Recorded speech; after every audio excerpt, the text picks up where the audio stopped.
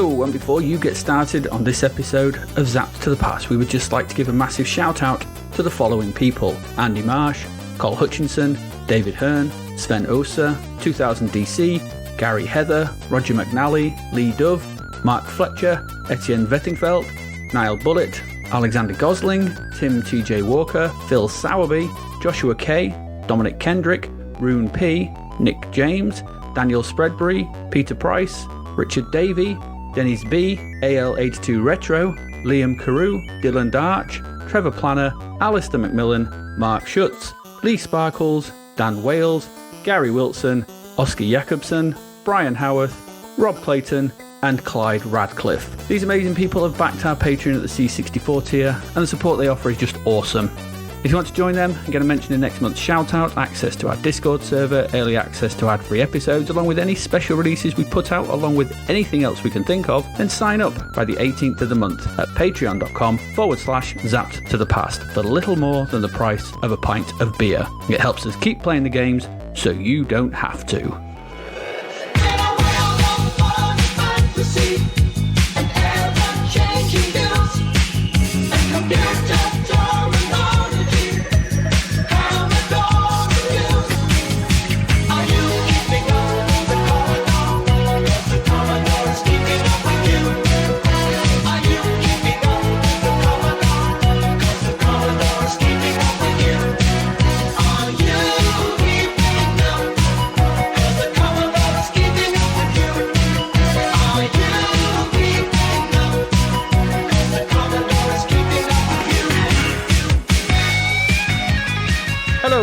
And welcome to episode 115 of Zapped to the Past. I am Adrian Mills, and I'm joined as always by Mr. Graham Raddings. If you haven't listened before, this is a podcast where we discuss games that were released for the Commodore 64. Last week, we looked at our second batch of games from issue 46 of Zapped 64, which we are in no way affiliated with, and were doubled over in actual pain at Double Dragon, bent many a pass in Micropro Soccer, and took our time to explore the times of law.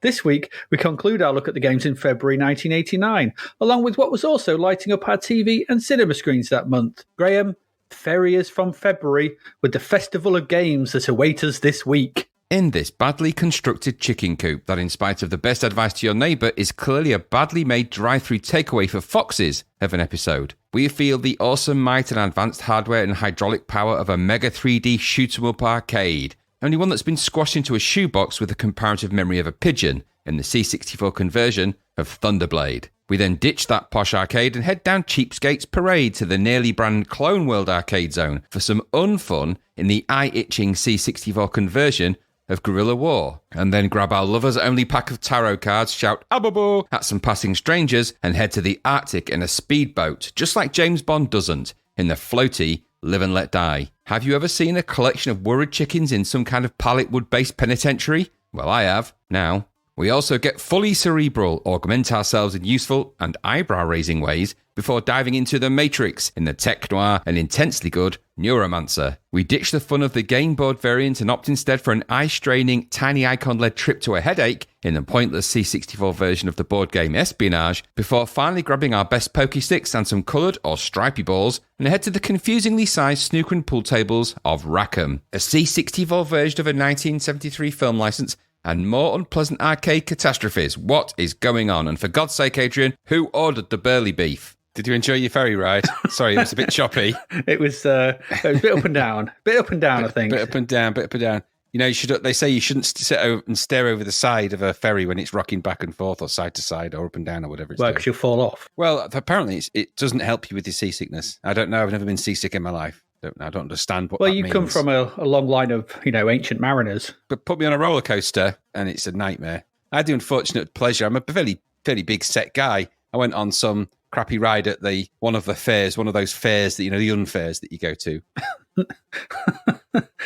The unfairs? Yeah, that's what I call them. I don't call them a fair, I call them an unfair because they're so expensive. I just thought you'd knock the F off fun fair. That's exactly what I've done, because they're not fun and they're expensive. So it's just that heady smell of hot dog and sugary nougat in the air, and then, £5 for a go on the Vomitron. No thanks. No, it's probably not. But I would actually like to go to a pun fair. I think that would be quite good because the clue's in the title there. Yes, drummers are welcomed there. Everywhere you go. Anyway, I got crushed into the seat on this ride. Crushed in. Not like it was comfortable. It took 2 people to squash me into the seat, and it only clicked once on a safety system that should be at least a minimum of 2 or 3 clicks, I felt. It was precarious. I felt like I was going to fly out of that thing. It was unpleasant for everybody. Not so much for my daughter, who thought it was hilarious. But there you go. But anyway, right, let's get into some games, shall we?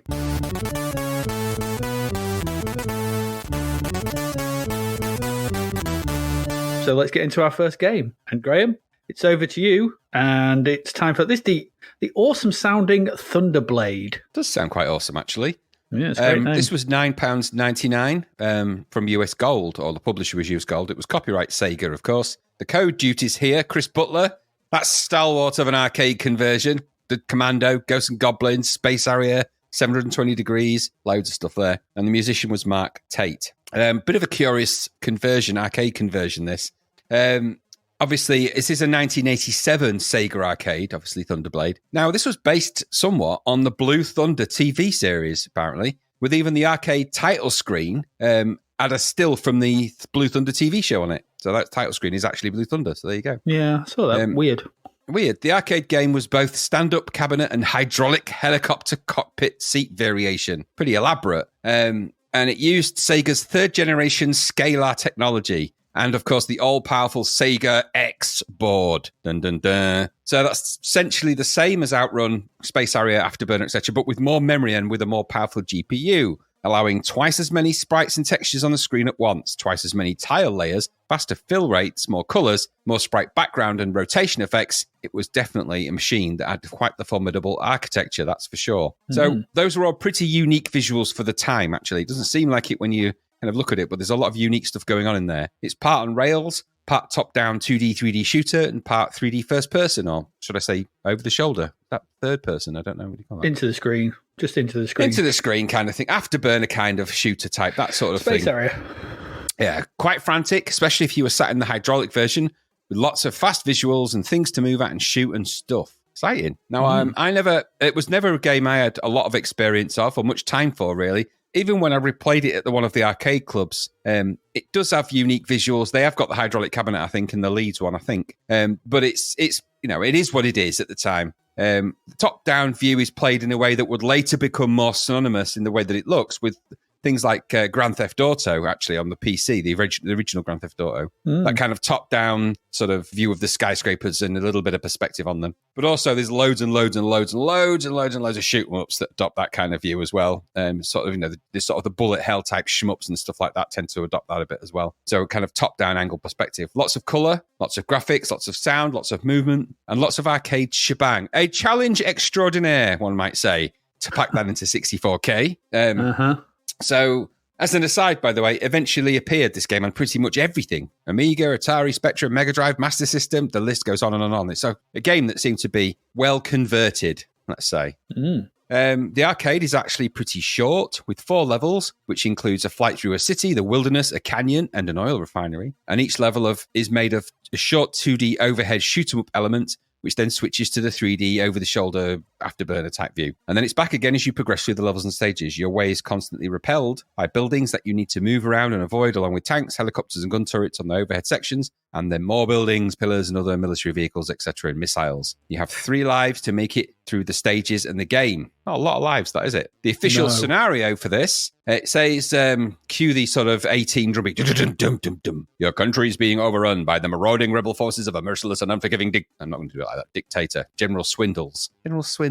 Battle-weary troops accede to the superior power of the rebels' sophisticated weaponry, and it's only a matter of time before the government is overthrown. USG HQ have summoned you, that's US Gold HQ, if you didn't really figure that out yet, have summoned you as their last remaining hope to vanquish the enemy using the ultimate flying machine, Thunderblade, an advanced attack helicopter. An experienced veteran of many an aerial campaign, you can accomplish can you accomplish the seemingly impossible? The mission details are outlined to you in various strategical, that's not a word I would think is real, but anyway, strategic stages, skyscraper city, mountain, desert, river delta, and refinery. In each sector, you will come up against both ground and air forces, all trying to defend one of their super fortresses, which must be destroyed at all costs, damn it. Once this last stronghold has been defeated, you'll deserve a good old rest.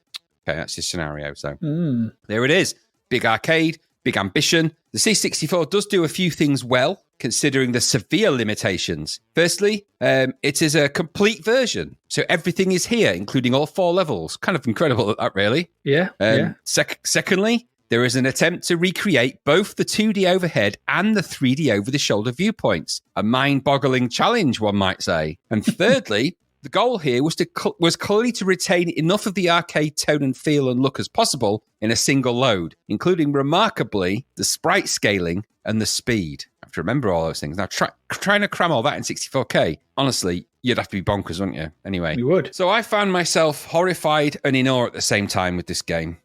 On the one hand, a brave and at times incredible port of an arcade with some dedication to the way the arcade plays. Yes, obviously, the graphics are never, ever going to be anywhere near arcade quality, and it does play somewhat slowly, somewhat a bit too easily, and it does look very basic. But there are moving, scalable buildings in that 2D section, and as blocky as they look, they move okay. And your controls and the sprites are not terrible. It does feel like it's a little jerky, and its lack of smoothness combined with the really basic look to the graphics does leave you kind of reeling a bit. There's no doubt about that. Mm-hmm. Then there's the transition to 3D over the shoulder. It's clumsy and perhaps doesn't have the smoothness or feeling of last month's Hellfire attack from Martek. But the buildings, etc., are zooming towards you pretty fast. There are a bunch of attacking enemies, and the levels do play out like the arcade, too. Interesting, isn't it? Main game window is the entire top of the C64 sort of game window, save for 2 lines of character UI at the very bottom. Here you will find your current score, distance to the end of the level, the high score, your remaining number of lives, your current speed, a hit counter, and your stage indication. How much can you get on 2 lines? Honestly, crazy. This doesn't change for either view of the game. You control the helicopter in the overhead stages with up, down to dive and climb, and left and right to bank, left and right, and fire will shoot your weapons. In the over-the-shoulder view, up and down, shift to accelerate and decelerate. So left and right still does the banking, left and right, and shooting still does the shooting. In the overhead stages, tanks and such will appear on the ground. You fly over them and shoot everything, avoiding buildings, etc. In the over-the-shoulder view, buildings fly towards you, as do helicopters, planes, etc., and you must shoot and avoid. Eventually, you will get to another overhead view where you must shoot the ground targets on a giant ship or craft to blow it up and complete the level. You'll get a quick tally of your score, times bonuses, etc., and then onward you go. The game fundamentally plays the same with some impressive... The game fundamentally plays the same as the arcade with some impressive graphic The game fundamentally plays the same with some impressive graphic variations for a C64. So there are some really quite clever graphics in there. The second level, for example, the mountain desert, has some really large, impressive graphics that are moving towards you. It's quite good. I think they were pretty good considering, and it's in the theme of it, and it's similar on the other levels too. Eventually, though, after you've gone through that, you will come to the final command fortress, and if you defeat that, well, then you've won the game and you'll get the ending. And there is an ending. There is? Crazy. Yep. So all in all, I think Chris Butler has pulled off some incredible coding here to cram this into 64K. The graphics are very rough, and there's no doubt about that. But there are likewise some very fast-moving and clever visuals, faster than they've ever been in the other games Chris Butler's done. They're faster than Space Harrier, and they're bigger, and there's more of them on the screen at the same time. So I think that's to be applauded. And also, don't forget that in that first section, he's got scaling sprites in there. So as you move over the sprites, albeit that they're very basic, they do move in that kind of perspective. That's very, very clever, and I can only imagine incredibly difficult to code on a C64. You don't have a lot of memory or graphic memory or processor to do a lot of that with. Incredible, really. Mm-hmm. So I think all in all, the look and feel of this is almost unique to the C64 in terms of that bit. Not many of them have done that. Not even some of the 16-bit versions took on that challenge. Well, you're talking about the buildings from the top? Yeah, the buildings, the top-down buildings, yeah, that sort of scaling, the scaling of them as you go over. So when you move up and down sort of thing, you about. Right. Yeah, all the variations of this on other platforms didn't do that, which is strange, but they didn't. So, and I think that's pretty impressive. The music from Mark Tate is pretty decent. It is something of a version of the arcade music, and it does kind of work in context. It's neither amazing nor annoying, but it's not bad. You can have either sounds or music selectable from the title screen with the M and S keys. You can also control the joystick speed with F7. Not quite sure what that did, but I didn't really find it change that much, or at least not for me. There is also a high score entry sequence and a high score 2, which is cramming a lot of stuff in. So you've got to give the guy credit. Now, he has managed to cram a very, very, very complicated arcade into a C64 and make it a complete experience. That ain't bad. That ain't bad to do that. As a game, well, the arcade is visually interesting, and the fancy cabinets, etc., always made these games for me look a lot better than they played. Under the hood, it's a pretty average shooter, and a short one, really. So it's not winning any mega game design awards in terms of the actual arcade or anything else. But this conversion is complete. I give them credit for that. And where it's been possible, it adheres to the arcade in terms of its sort of scaling and its ambition. And that is impressive on a C64. The code displayed, it might not look like it, but the code base that's displayed for this game is very, very clever. It's just unfortunate that this game has, never really been my cup of tea, so it's not a game I particularly like. I never really liked Afterburner that much in the arcade either, so these games just don't really do it for me. But I also do admire the ambition, and I admire the fact that they've at least created a complete game here. So all of it's in. It might, it might be very basic, but it is there. And I think you'd be impressed with the effort. Now, considering how some of these other arcade conversions we'd have just go for the money with the license name, and then don't bother with anything else. At the very least, the whole game is here, and it'll be great. Might not look exactly like the arcade, but they have made the game complete with no real bugs that I could find. I thought it wasn't bad for that. 69% you got in Zapped. I'd probably say that's about right. It ain't going to be my flavour. I ain't going to be one that loading this up or playing it to any great or lesser extent. But at least it's not a rip-off arcade conversion, and we've seen quite a few of those. So at least it's not that bad. At least it attempts to do what it set out to do and be fair to the people who bought it. What did you think? Pretty much the same. It's another arcade conversion. It's the C64 is creaking and groaning at the seams to try and do this justice. Yeah, blindly. Yeah, it's crazy. And it really is. And fair play. I put fair play to Chris Butler. And once again, cramming a quart into a pint pot or whatever the phrase is. He's somehow shrunk this down. He's got some crazy shrink ray, and he's managed to get the entire thing in there as such as it is. It's very grey. I did notice. I mean, it lacks a lot limited, it lacks a lot of the colour. The buildings are big squares, aren't they? The big squares just coming at you, and everything's just big squares. There's a lot of big squares coming at you. There is. And the tanks are big squares with a smaller square on top of them for a turret. There's a lot of squares coming at you in this. And it's fair enough. It looks, it's if you squint, it's a decent version of the arcade. The best, I did like the music on the title screen. However, it's just 49 seconds long and doesn't loop. That annoyed me. I felt like giving him David Whittaker's address so he could learn a thing from the master of the 49-second loop. Loop it. Just go back to beginning.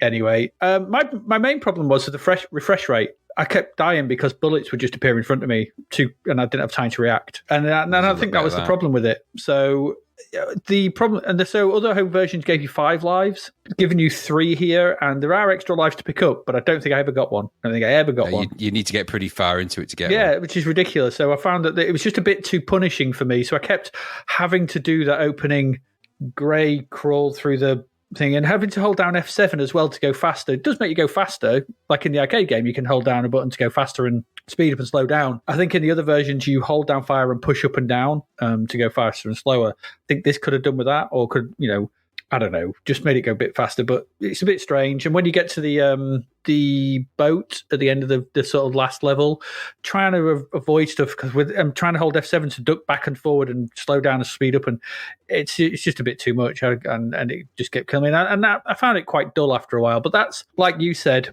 and like we've said about a lot of these, when you rip out all the bells and Sega whistles, it's a bit of a dull experience, these things. There's a lot of stuff moving, but it's just not particularly very interesting to actually play. And like you, I've found the arcade a dull and vapid affair mostly. I'm not a big fan of these into the screen blasters. I find them just tedious. So the hydraulics are a novelty on the arcade, aren't they? You get in it and wow, I'm moving with the seat, and that soon wears off. Right? Yeah, very much so. Yeah, when it hampers. It hampers the play.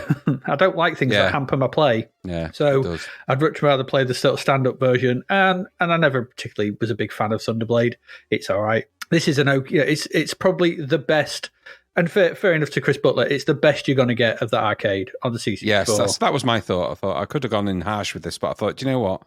That's it. That's probably about as good as you're going to get it on a C64 with the limited palette, with limited sprites and everything else, and all the tech and all the 1 megahertz processor you've got. You're not going to get much better. Which is another one of those questions, begging the question of, should it have been done? Should it? Well, it makes you wonder. I mean, I think we're almost at the point where they're doing legacy conversions now, because this was all 16-bit conversion all the way, wasn't it? Although it's out on the Amiga, it's out on the ST, I think. It is, yeah. It's on everything, isn't it? Yeah. So I think it's just for completeness. They're just doing it on everything to make it as much money as they can. Because obviously there's an Amstrad version and the Spectrum version, and I guess that as much as we like to think, there's a certain point where people are switching over, there was still a huge market for the Spectrum Amstrad Commodore 64 machines at this point. So millions of people had them. So you would be fooled not to get these versions out on them from a business point of view. But then it's like you're flogging something that you have to squint. I suppose at the time, we were like, oh look, it's Thunderblade, but like, is it? Yeah.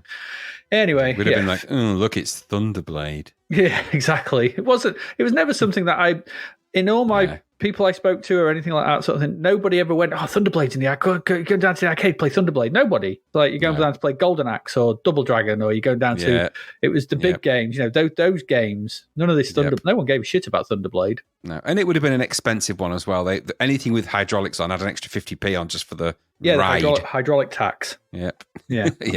Yeah, not for me. Not for me either. There you go. But the best you're going to get on the 64. And so fair play, Chris Butler. To fit all it in 64, it's just... Yeah, absolutely. It's just the original's not that great. There we go. That's our first one, Thunderblade. Let's move along into our next one.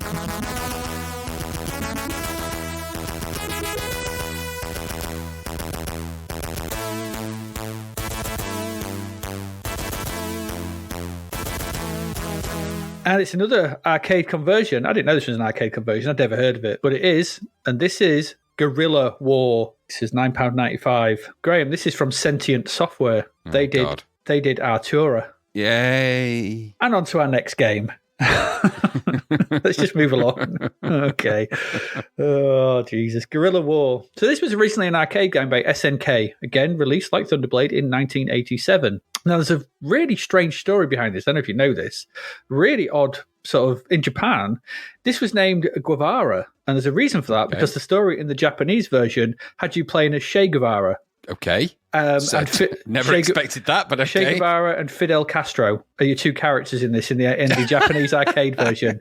And you're trying to take down... an arcade? Yeah, and you're trying to take down the tyrannical dictator of Cuba, Fulgencio Batista, in the Cuban Revolution. That's what this game is based on. Historical biopic arcade. I know. Unusual. Who knew? Because Batista was been backed by the United States at the time, and corrupt regime and CIA involved, and they wanted to do it in the revolution and blah blah blah. There's a really good entry in the book Arcade Imperfect by Jerry Ellis and Andrew Fisher, because that's where I read this, and I went and had a look as well. So I'd never heard of this game before, so there's a nice little write up about it in there. But as the game reached the West, as one can imagine, the story was rejigged, shall we say, to an unnamed dictator, some random Caribbean island, and two unnamed protagonists. Can't have some filthy politics in our games. So there you go. So it was just all the actually interesting stuff was just ripped apart. Fresh off the back of Ikari Warriors, we have another game in that mold here with Guerilla War. In the arcade, this followed the same kind of control system as Ikari Warriors, with a joystick for moving that also allowed you to rotate as well as to aim in allowed you to rotate as well as to walk in 8 different directions. So you could walk to the right, aim top left, and you could do all that sort of stuff. That's how this worked. It was 2-player. You could play solo with another player, and you were tasked with making your way through the various jungles and towns that constitute the game and blasting anything that comes in your way. Essentially, it's another Commando variant, Ikari Warriors variant. Though this one does scroll to the side at certain points, making the game feel a little larger than its forebears, because they only had the vertical only scrolling. So it's similar to other things we've seen, other Commando variants we've seen recently. I can't remember any of them off the top of my head, but we've seen some. There was that Island one, which was isometric. And then there was another one as well, which we played, which had a bit of scrolling left and right. But anyway, as you make your way along, extra weapons can be picked up, such as bazookas and flamethrowers. And you can even get into tanks and let rip, just like you could in Ikari Warriors. Seriously, if you played Ikari Warriors, then you'll be very, very familiar with this. It's a very similar type of game. So, knowing that a fairly decent port of Ikari Warriors was made for the C64, you might have some high hopes that similarly decent work could be done here. But did I mention they did Artura? Unfortunately. Yeah, this is not good. And I mean that in a way where the word's not good, I use as a replacement for the words, this is one of the worst things it's been my misfortune to experience. Upon loading, you get an okay tune from Jonathan Dunn. It starts off really quiet and then just builds up a little bit. It's all right, though. And, a quite boring title screen. You get to choose, and you get a load of options, each on their own screen. So the first thing you do, you get to choose from 1 or 2 players.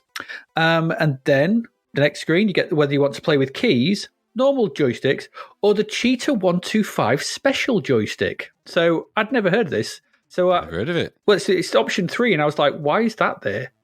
So I went and had a look round, and supposedly the Cheetah 125 Special was a joystick that offered the ability to rotate whilst moving in another direction, just like the arcade stick, just like controlling the arcade, which would have been useful to try, but without that joystick and there's no option to choose it in Vice, I was unable to give it a go. But it's certainly there. It took a little while to find some information on it because it was 125 Plus is what you can generally find on the internet. But I did find some information that said the 125 Plus Special allowed rotating as well. Okay, wow. I don't know whether it's only available for the Spectrum, but there's the options here. I don't know because it seemed to everything be listed out for the Spectrum 1 to 8K Plus. It's got the 9-pin input, but it's also got like a secondary one which plugs in as well. So I don't know how it works. Weird. But anyway, it's got rotation. It's got it. Once you've selected how you want to play it, you can then pick whether you want to control it normally or with rotate mode. And then you can pick music or sound effects, and it's into the game. And the horror of war is fully upon us in all its yellow glory. The first thing you'll notice are the chunky, ugly sprites and backgrounds, then the sluggishness of the controls, and then the fact that this is barely playable, as enemies fire way faster than you can and fire across narrow tracks, making progress almost impossible. First bit you'll do is you'll walk down a narrow track and 3 enemies will just appear and you'll be dead. Yep. And then you'll maybe kill some of them because you'll press fire, and then your Commodore 64 will go, what? Yeah. What? Sounds about I'll right. fire. Yeah, right, I'll fire. Sorry. And then it'll fire loads of bullets. And then by that point, you're dead. So it doesn't matter. And then there's 2 setups. You've got a really narrow point. There's 2 setup firing diagonally across it. You can't get past them. The bullet's too fast. You're too big to get past in the gap. Dead. So yeah, it's just a nightmare. The extra weapons you can pick up, because you pick up from shooting things, they just act like bigger bullets. So it's just bigger yellow balls or bigger black balls. And that's what it is. The grenades do no damage unless they land on someone. I mean, that's not a grenade. If it landed next to me, it's gonna. Yeah, exactly. Just rubbish. If you've chosen to use the rotate method of control, then a whole new world of horror opens up to you, as you now have to use the B and V keys to rotate your player, as well as the Commodore key for bombs, why not space like every other bloody game, and then use the joystick as per normal to move and fire. So that's B, V, space, joystick, and fire. No. To try and control this nightmare of a thing. It's like Twister, finger twister. It's just, who thought this was a good idea? Like, yeah, that'll work. Somebody with 6 fingers. The control scheme is an absolute nightmare. When you combine this with a terrible level design, the fact the enemies fire at you as soon as they appear on screen, with bullets that are impossible to avoid, the jerky scrolling, the awful sprites and backgrounds, what we have here is something that very well may give Double Dragon a run for its money in terrible arcade ports. This is a real stinker. In every way a game could stink. It's awful, truly awful in every way. I could have written loads on this just about how bad this is, but this is one of the worst things that has floated across my transom in quite some time. I hated this. I couldn't believe it when it started. I was actually sat here for a while going, no, this can't look this. No. Yeah. And then I moved up and the first load of enemies come on. I was dead and I couldn't move and I tried to get a bit further and it was dead and it was horrible and it was flashing. Then it put me back to the beginning and I turned off. No, done. Awful game. Awful on every level. The arcade game, which I had to play of, is all right. It looks just like a chunky version of Ikari Warriors. It's got that Ikari Warriors look. It looks exactly like Ikari Warriors as you'd expect it to. And considering we had John Twiddy's version of Ikari Warriors, and we've had Commando and Who Dares Wins and numerous versions of this, and, Fernandez Must Die. There's no reason that this is this bad. This is, it takes a special kind of talent to make this bad. Well done. This is awful. I hated this. What about you? Oh, it's dreadful. This is dreadful. Yet again, we have a terrible arcade con version. Con being the operative term here. Thank you. Golf clap, I think, for that golf clap. Substandard graphics, bad scrolling, terrible sprites, stupidly coloured backgrounds, and borderline invisible bullets. That's no way to go through life, son. It's not. The audio again, okay, the audio was okay. But come on, really? 1989? This is rubbish. This is just rubbish. And I ain't heard of the arcade either, anyway. I don't think there's any excuses left for the way this is made. I mean, there's no way you've created this and you stand back and go, that looks great. That never happened. No way. No way. It did not happen. No. Nobody is that blind. This looks terrible. Horrible black squiggles on yellow for pathways. Then you've got an equivalent of more squiggles on brown for road edge and black squiggles on green for trees and grass. It's so terrible. I can draw better than that, and I'm rubbish at drawing. You are. I mean, and I suppose at the end of it all, does it matter? Well, it does matter a bit. I mean, the sprite is bad. Your sprite is really badly drawn on next to invisible backgrounds. That's terribly animated, sluggish, and unpleasant to control. You will die all the time, as you rightly point out, because not only can you not see the bullets, you can't avoid them anyway. So you just find yourself dead.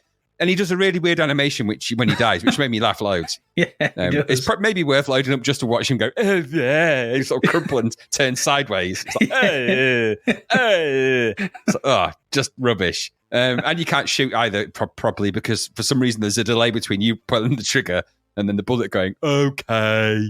So awful. It's dum-dum bullets from bloody Roger Rabbit. That's what this is. Absolute garbage of the highest order. And now I looked at the arcade as well on the old YouTube. And it's one of those long, thin screen deals, isn't it? Where it's kind of the ratios on its, whatever it is, 9 to 16, whatever that was. And though far from exciting from the look of it anyway, there was a game in there with half-decent graphics. That's an SNK game, so it's not going to be terrible, is it? This conversion is so far from that. And that didn't look amazing, but it's so far from that, it defies belief. You couldn't have made a worse game unless if you tried. I mean, this is the kind of thing you'd have done by accident, And I think to myself, okay, and I didn't know about the Artura thing till when you said it, so I thought, well, maybe it was just, maybe it's some young guys having a go. You've done this before.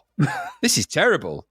This is like not only have you made a really bad game, you've followed it up with an even worse one. This is a rip-off and a terrible thing. £9.95. I know. It's such a shocker. Thank God it's an arcade no one would have heard of. Got 19% as well, which is way too high. Way too high. 0.0 is what it deserves. Yeah, so it's utterly awful. Crap. Yeah, rubbish. Hated it. Hated everything about it. I never want to see it again. No, it's We're officially broken up now, Guerilla War. We're broken up. We're not seeing each other. We're not even mates. Yeah, this is another... it reminded me of Gunsmoke. Yeah. It's in that camp, it's in a very elite camp of utter crap conversions there. Yeah. But it is bad, like bad. I mean, kind of bad. Yeah. It's so bad. And another strongly fought end of same year issue. awards. I didn't think that it was possible to make a worse conversion than Double Dragon or maybe, Carnov and those kind of games. Honestly, Guerilla War came along and went, yes, we can. Keep finding ways. Are they trying to outdo each other for how bad they can make these things? Hold my badly drawn brown pipe with black lines to imitate waves in it. I'm just going to turn sideways. As I tried to drink it. Splashed up my Rip off. That's what it was. Yeah, dreadful. Guerilla War. Awful. Yeah. Let's speak no more of Guerilla War. No more now. Let's move on.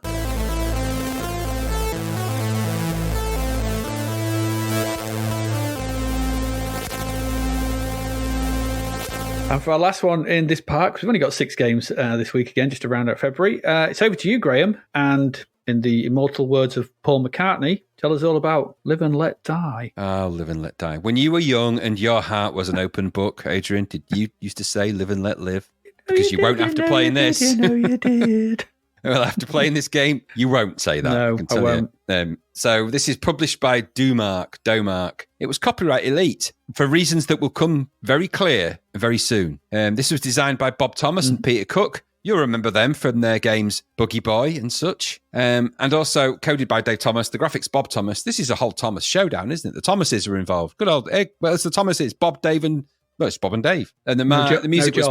I noticed as well, look at this. So you got Bob, the design was Bob Thomas and Peter Cook, and the code was Dave Thomas, and the music Mark Cook C. So it's, I don't know, maybe there's just some alignment of the stars. All came together, didn't it? What an odd thing this is, Adrian. Odd. Odd is a word I use very rarely, at least for this podcast quite a lot recently. Odd. I suppose, okay, maybe it's better late than never, I guess, right? Okay. But the film Live and Let Die is a 1973 James Bond movie starring Dusty Moore, Jane Seymour, Yaphet Kotto, and Jeffrey Holder as Baron Samedi. Dusty Moore. He's not quite as dusty in this one, to be fair. No, he's a bit more pristine. Yeah, he's fresh off the back of the Saint, isn't he, on this? Still as sleazy, though. He undoes a woman's dress with his magnetic watch. True, he does. He also kills a snake with a cigar and some aftershave. He seduces a tarot reading woman by replacing every card in her deck with the lovers. He does, yeah, that's Jane Seymour's character. Yeah, he does. In fact... How many decks did he have to buy to just take them all out and make one with the lovers in?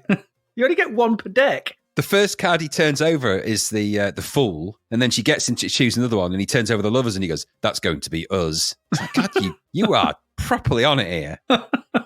Anyway, just so you know, just so we can be clear, because since they've called it Live and Let Die, we've got to at least mention what it's about, because when we get to the game, you'll have forgotten all that. True. The storyline involves a Harlem drug lord known as Mr. Big, who plans to distribute 2 tons of heroin for free to put rival drug barons out of business. Just as a side note, bad business plan. Okay. And then become a monopoly supplier. So still bad. I think bad business plan. It's a loss leader. It's like putting the fruit and veg at the front of your supermarket. It's a loss leader. Get them in, and then we can hook them in. Don't with give it free away for heroin, free. Free You can't. That's his plan. Is to put everyone else out of business first by giving it away for free. Doesn't that put you? Anyway, just shh. No more worried about that.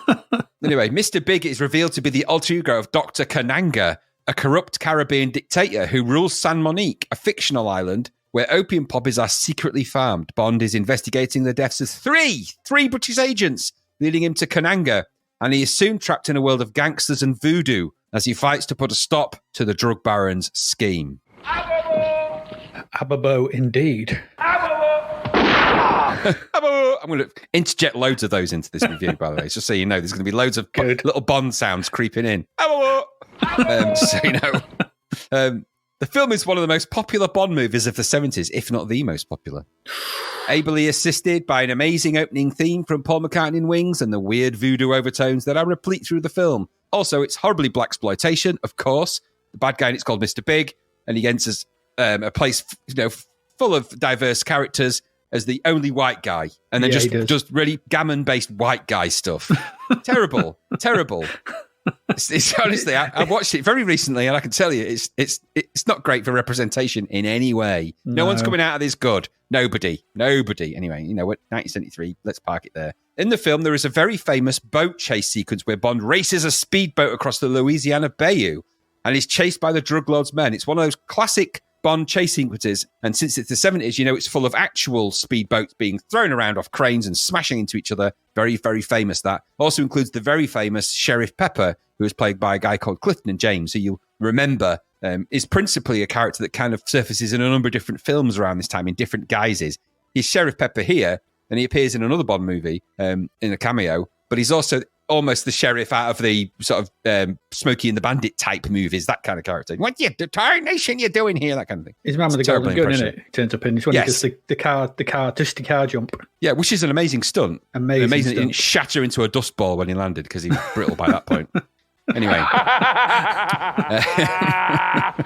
So all of that makes sense. That it makes sense, I guess, to make a game about that boat chase sequence 16 years later. Well, it does if you've previously made Boogie Boy, or you played Road Blasters or Overlander. Certainly does then. Anywho, M has given you the top secret mission, find Mr. Big, and don't come back until you do. Now, I don't believe M has ever said it like that. He's kind of a posh sort of aristocratic sort of guy, isn't he? He doesn't go, find Mr. Big and don't come back, Bond. Anyway, he doesn't do that. Anyway, Q has given you his latest gadget. Be very careful with it, 007. It's the fastest and most dangerous speedboat ever made.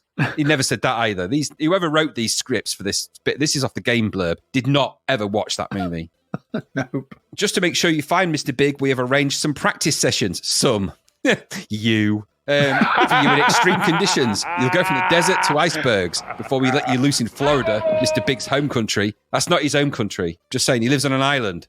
Stupid idiots. Good luck, 007, because you're going to be going to the wrong place. And all those lessons you're going to learn driving through the icebergs aren't going to help you in the Louisiana Bayou that you're driving around in a boat in the film. Anyway. I don't remember the film now. The game is essentially 3 training missions and an actual mission. That's never a good thing, is it? No. 3 people and 1 more of anything. That's never worked out as a good combination for anything. It's a bit stupid, isn't it?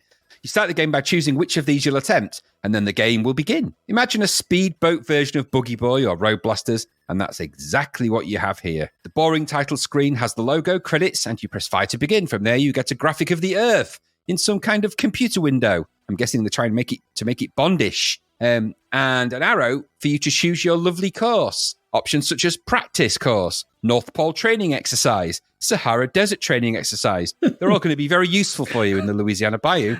And then you could do the mission, New Orleans. None of your practice courses will have helped you at any point or in any way. No. So that's the only actual level in it that's to do with the film, by the way, New Orleans. And the boat chase is in a bayou, I suppose, in there. So maybe that's tied in. But that's the only level that's actually a game challenge. So anyway, okay. You will press fire and then select, and a scroll will go across the screen, annoying you because it's so overlong and unskippable just before the game displays, and then another ditty plays, which will also annoy you slightly. The game is a racer at heart. Instead of roads, we have water in the middle with banks of green and some kind of scenery on the horizon. Above that, some sky, and at the top, your score and high score. Slap bang in the middle of the water is your boat sprite, which does at least look like a speedboat from the back. So it's in a it's in a Boogie Boy Road Blasters pole position type camera view. Give you a clue where we're heading. That's the top 3/4 of the screen. The UI at the bottom consists of a panel, kind of a panel effect for your boat. With missiles indicated, you have 3. Handy that they just made a display with 3 missiles on it. A speedometer in MPH. A fuel gauge, the 007 symbol. Always handy to put that on a boat for a special agent, secret agent, innit? Put his name on it. And then some graphics representing your throttle. The tiniest throttle on the biggest speedboat ever. So tiny. Move it with your fingers, your thumb and finger. You go, I'm going so fast. Anyway, so you push up to speed up, and down slows you down. Once you're at max speed, you'll just stay there, a bit like another game that we've mentioned before. Left and right will swing your boat left and right in the water, and fire will shoot your gun. Down and fire, stupid down and fire, will shoot your missiles. We had that in something else. There was some other games. Was it Road Blasters? Overlander. Yeah. You remember them? Road Blasters. Boogie Boy. Overlander. Road Blasters. And Overlander. Yeah, exactly. Here they are, sunning themselves in the North Pole, Sahara, and other training missions. And a whole other load of missions you ain't ever going to do because they ain't going to help you. As you speed up the river, it will bend, just like the roads in Boogie Boy, and various enemies will zoom towards you in similar ways to they did in Road Blasters. Boats, mines, obstacles, and riverside artillery, it's all in the water and all looking to blow you up, or most of it. You can shoot these or fire your missiles at them, or just plain old avoid them if you want, or if you can. There are also supplies on the water for extra missiles or fuel, and periodically a helicopter will fly across and drop more supplies. We'll always drop them in the most inconvenient place possible, or not at all, if you already have them. You have limited lives, and so you must travel down the river, avoiding, shooting, collecting until you reach the end, which will feel like never. Let me tell you. Goes on forever. It feels like never. It goes on forever. If this was the Bond film, you'd be sat there for 3 days, because this never ends. This is the longest boat chase ever. And also, by the way, a boat chase implies that there are things behind you chasing you, right? Mm-hmm. Not zooming towards you. That's not a chase. They're obstacles when they do that. You're chasing them. Chases if they're behind you, chasing you. Well, they're not coming towards you. They're trying to get away from you. You're just catching them up. But you're not. They're aiming towards you. Anyway, it's all moot. It's just all moot. So stupid. Just stupid. Anyway, there are exciting additions to rivers like narrow parts, tunnels, embankments, etc. A bit like the one you saw in Boogie Boy. Yeah, and also logs in the water, which you can jump to, put your boat in there, a bit like the things in Boogie Boy. And generally, that's it. The levels seem to meander and repeat and feel bloody endless. There are periodic things like submarines for reasons. Submarines don't generally go in small rivers because they're so massive and the rivers are often not deep enough for them. Yeah, the Louisiana Bayou, like it's not known for its submariners. Yes. It's not what you'd call massively exploratory. Is that a submarine? Is that an alligator? Is that a crocodile? No, it's a Russian sub. It's a submarine. Strangely, there's no alligators or crocodiles in this sequence, which is odd because that's the mainstay of that part of the film. He runs across them. Yeah, exactly. You don't generally come across torpedoes and submarines in that bit. There's also lock gates, which you can destroy with your missiles. Stupid. It's not a canal. I know, it is now. What's going on? And walls that you must dodge, and they're not much fun. Also, there's points in the game where you have no missiles. because you'll have used them. And if you haven't replenished them, you can't get past those bits and you just crash. Yep. Seems a bit silly. You should be able to machine gun them, even if it takes a bit longer, but you can't. No. Mark Cooksey provides some relatively jaunty music, notably, though, not a version of Live and Let Die. Seems a bit stupid, that. Anyone would think that this music was for another game completely. You think? There is a version of the Bond music in there, sort of. Okay, it's in there, sort of. It doesn't sound like it should, does it, anyway? Oh, whatever. All in all, this is clearly a reskinned Buggy Boy variant, or at least something based on the same engine. In fact, it was never a Bond game, really. This was originally to be a game called Aquablast. At the time, Dumark wanted to make Bond games, and so, because it has a vague look of the Bayou boat chase in Live and Let Die, it had 007 slapped on it and became a Live and Let Die game. Aquablast was a watery Buggy Boy. Nobody wanted that. And so there is no wonder, really, what happened here. Now, there is an interesting aside about all of this. If we just take a sideways step for a moment to the Games That Weren't website, Games That Weren't.com, an amazing resource, Aquablast has a mention because obviously Aquablast was a game that never was, because it's a game that wasn't. Because it became this variation of Live and Let Die. I don't even want to call it Live and Let Die, really, because it has so little to do with James Bond in any way, other than it has the name Live and Let Die and some Bond music on it. You wouldn't know, really. Mm-hmm. There's an interesting quote here. I don't know if you had a chance to look at it. Oh, no, I know you did have a chance to look at it. From Dominic Wheatley, who's the ex-head of Dumark. There's a quote here. Now, I don't know what's happened. I don't know at what point when Dumark turned into OCP. But he goes full on. He gets quite angry. I think I'm feeling his sort of Dick Jones style rage at this point. He does a bit. And this is a direct quote that says, so Dominic Wheatley, ex-head of Dumark, had this to say: Steve Wilcox was the boss of a company called Elite, and they had done a number of coin-op games. In fact, one of the things that happened was we did Star Wars that was based off the coin-op machine from Atari. We did such a great job that Atari came over to see us and said, we want to put all our coin-ops in one company. We're going to decide which company we want to give all our future coin-ops to, good or bad, for a flat fee. Build a business together. We were thrilled. Build a business together. Should do it in that voice from that thingy. We were thrilled, but I was more worried about Steve, because Steve had done lots of coin-op conversions that they said had made loads and loads of money out of. Fortunately for me, Steve decided that he didn't need the coin-op guys anymore, that he could do his... They could do it on his own, make his own games. We didn't need the licenses. He didn't need the royalties. Steve's business made the wrong decision. That line is amazing. It's so good. Steve's business made the wrong. I used to call the old man, but it was always respect. There was respect. I had to kill Bob Martin because he made a mistake. Now it's time to erase that mistake. I had to get rid of Steve because he made the wrong business decision. Steve's business made the wrong decision. He had been making games that people didn't know of. His business simply faded away, and he was struggling. Aquablast was a game I thought my business was in. I thought immediately that it was reminiscent of Live and Let Die with the chase scene. I simply said, you give us your game, and we'll put a license on it. We'll publish it. And that was that. Amazing. Just amazing. We'll put a link to the show notes in there. I'm not very good at impersonating Dick Jones but do your own Dick Jones impersonation. Share them with us if you want. I'll happily get them. If you've got a decent recorder, record yourself reading Dominic Wheatley's quote from the Games That Weren't website for Aquablast in the voice of Dick Jones. Send it to me. We'll probably include that. Anyway, it's a very long-winded diatribe, really, for a game that is pretty rubbish, isn't it? So it's just, it's a Bond game that never was. Not very good. It's really boring and it feels endless. It's not exciting, it's not fun, and 3 of the 4 missions lead nowhere anyway. The graphics for your boat, okay, but everything else is dreary and the same thing over and over and over and over again. There's so little to do with James Bond here, it all feels pointless and needless. The sound and game are just the same thing over and over again until eventually you get to the end. There's no excitement, no drive, no real point. Just get in a boat and don't hit stuff. End. A license clearly designed to grab money with little or no thought for what they were doing. The idea of a boat racing game, okay, that isn't a bad thing, but it's not what this is. Instead, we end up with this dreary boat trip, and it reminds me of a really boring holiday to the Norfolk Broads. What about you? Yeah, I'm just going to caveat what I'm about to say, something that I wrote all this before I knew anything about Aquablast.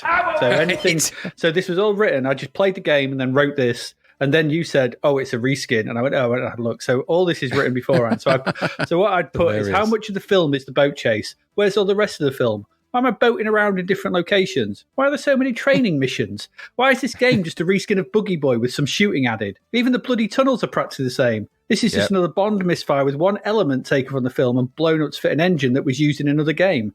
Stop making shit Bond games. When did Bond go boating in the Saharan Desert or live and Let Die or the North Pole?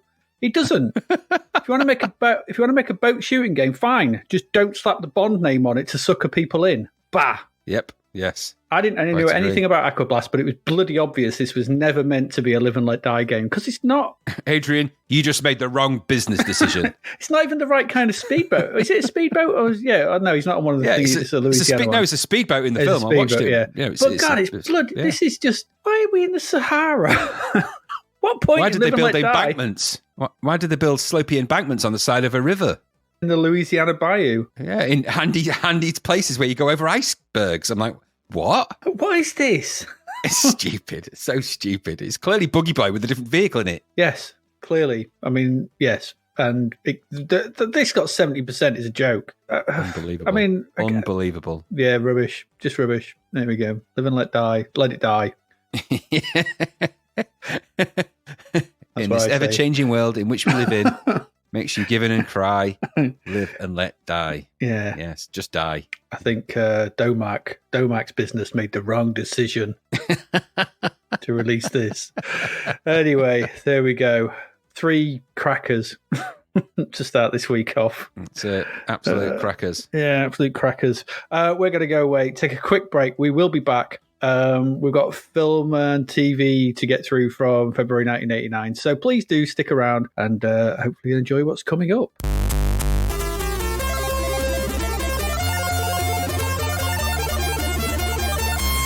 And we're back. Welcome back.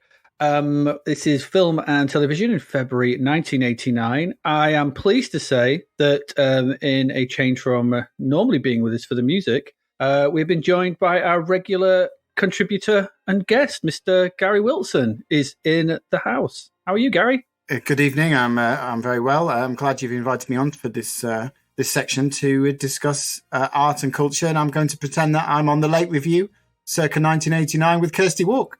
You can pretend anything you want. Yes, you can. Just switch his mic off. Yeah, absolutely. Let him think he's talking. Yeah. Have you had a good day, Gary? It's been very busy. Week? Very busy today. My daughter's birthday, 8th birthday. Very busy at work. So yeah, it's all good. But I'm glad to be here. I've banished the kids from making noise on their upstairs. That's nice on her birthday. They've been banished on her get out on her birthday. She's now been banished upstairs, and yeah, cool. So they're happy for that. I'm happy for that. You're happy for that. We're all good. Let's discuss culture and crap 80s telly.